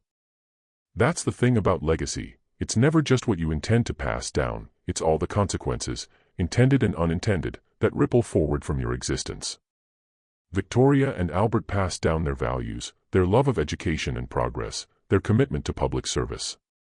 But they also passed down political complications, genetic diseases, family dynamics that would play out on a world stage with life and death consequences. Today, Victoria's descendants are still around.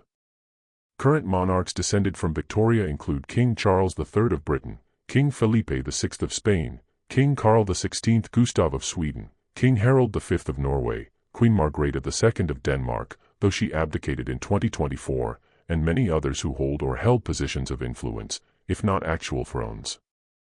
If you drew Victoria's family tree today, it would look less like a tree and more like a web, connections crisscrossing through multiple royal houses, connecting Britain to Spain to Sweden to Norway to Denmark to Germany, though there's obviously no German monarchy anymore. Victoria's genes are everywhere in European royalty. She really did become the grandmother of Europe, and that legacy persists even now, more than a century after her death. So here's the question, was this a good thing? Did Victoria and Albert's dynasty make Europe better, more stable, more peaceful? Or did it make conflicts more personal, more bitter, more complicated? Did it concentrate too much power in too few bloodlines? Did it create a system where who you were related to mattered more than what you could actually do? There's no simple answer. Like everything else about Victoria and Albert's story, their dynastic legacy is complicated, filled with both extraordinary achievement and terrible tragedy, with good intentions that sometimes produced bad outcomes, with love that couldn't prevent violence, with family bonds that couldn't overcome political realities. But this much is clear: when Victoria and Albert fell in love in 1839, when they married in 1840, when they had their 9 children and raised them with such care and high expectations, they weren't just building a family. They were building the framework for how Europe would work for the next century. They were creating connections that would shape wars and revolutions and the rise and fall of empires. They were leaving a mark on history that would be visible long after both of them were gone. And that brings us to the final question, the one that's been hanging over this entire story from the beginning. What does it all mean? What's the real lesson of Victoria and Albert's love story? Is it a romance to be celebrated? A cautionary tale about the costs of power? A testament to partnership? A warning about obsessive grief? An example of how personal relationships shape history? Or something else entirely, something more complex than any single interpretation can capture? To answer that, we need to step back and look at the whole arc of their story one more time, not as separate episodes, but as a complete narrative, a love story that never died but instead transformed into something bigger and stranger and more enduring than either of them could have imagined when they first met at that birthday party all those years ago. January 22, 1901, Osborne House, Isle of Wight. Victoria was 81 years old. She'd been queen for 63 years, 7 months, and 2 days, the longest reign in British history up to that point. She'd outlived all but 3 of her 9 children. She'd seen the world transform from horse-drawn carriages to automobiles, from candlelight to electric lighting, from letters taking weeks to telegrams arriving in minutes. She'd witnessed empires rise and fall, technologies that would have seemed like magic in her youth become commonplace. She'd become a legend, an institution, almost more symbol than person. But in those final days of January, in her bedroom at Osborne House, the private retreat she and Albert had built together 60 years earlier, Victoria was just a dying woman surrounded by her children and grandchildren. Kaiser Wilhelm II was there, Victoria's eldest grandson, who'd rushed from Germany when he heard his grandmother was failing. King Edward, Bertie, the son Victoria had blamed for so long, held his mother's hand. Other children, grandchildren, great-grandchildren crowded into the room or waited anxiously outside. The whole family gathering to witness the end of an era. Victoria had prepared for this moment meticulously. Years earlier, she'd written detailed instructions about her funeral, about what should happen after her death. And some of those instructions were very specific about what should be buried with her. She wanted to wear her wedding veil, the veil she'd worn on February 10, 1840, when she'd married Albert. She wanted Albert's dressing gown placed beside her in the coffin, the same dressing gown she'd slept with every night for 40 years. She wanted a plaster cast of Albert's hand included, so she could hold his hand one final time. But there were other items too, items she'd kept secret even from most of her family, hidden beneath the flowers that would be arranged on top of her body, visible only to her personal physician and dressers who prepared her for burial. Victoria wanted 2 things, a photograph of John Brown, the Scottish servant who'd become her closest companion in the years after Albert's death, and a lock of Brown's hair. This caused some controversy even then, and historians still debate what Victoria's relationship with John Brown really was. Was it romantic? Was it just deep friendship? Whatever it was, Victoria clearly treasured Brown's memory alongside Albert's. She'd lost both men, and she wanted both of them with her in death. Think about what this tells us. Victoria's great love story, the one we've been following this whole time, was more complicated than simple devotion to one man. Yes, she loved Albert. Yes, she mourned him for 40 years. But she also found connection and comfort with John Brown afterward. Her heart was big enough to hold multiple relationships, multiple kinds of love. She wasn't just Albert's widow, she was a full human being who kept living, kept feeling, kept needing companionship even after the great love of her life was gone. But for this story, for this moment, what mattered was that Victoria was finally going to be reunited with Albert. She'd waited 40 years for this, 40 years of wearing black, of keeping his rooms unchanged, of sleeping with his dressing gown, of building monuments to his memory. 40 years of feeling incomplete, of going through the motions of life while the most essential part of herself remained frozen on December 14, 1861. Now it was ending. Now she could rest. Now, according to her beliefs, the beliefs that sustained her through 4 decades of grief, she would see Albert again. Victoria died at 6:30 in the evening on January 22, surrounded by 3 generations of her descendants. Her last word, barely audible, was Bertie. The son she'd blamed, the son she'd pushed away, the son who was now king and who'd been holding her hand as she died. Her funeral was held on February 2, 1901, at St. George's Chapel, Windsor Castle. After 2 days of lying in state, Victoria was taken to Frogmore Royal Mausoleum, the elaborate memorial she'd built for Albert 40 years earlier, where Albert's body had been waiting for her all this time. And now they were together again, Victoria and Albert reunited at last, lying side by side for eternity, exactly as Victoria had planned and dreamed about for 4 decades.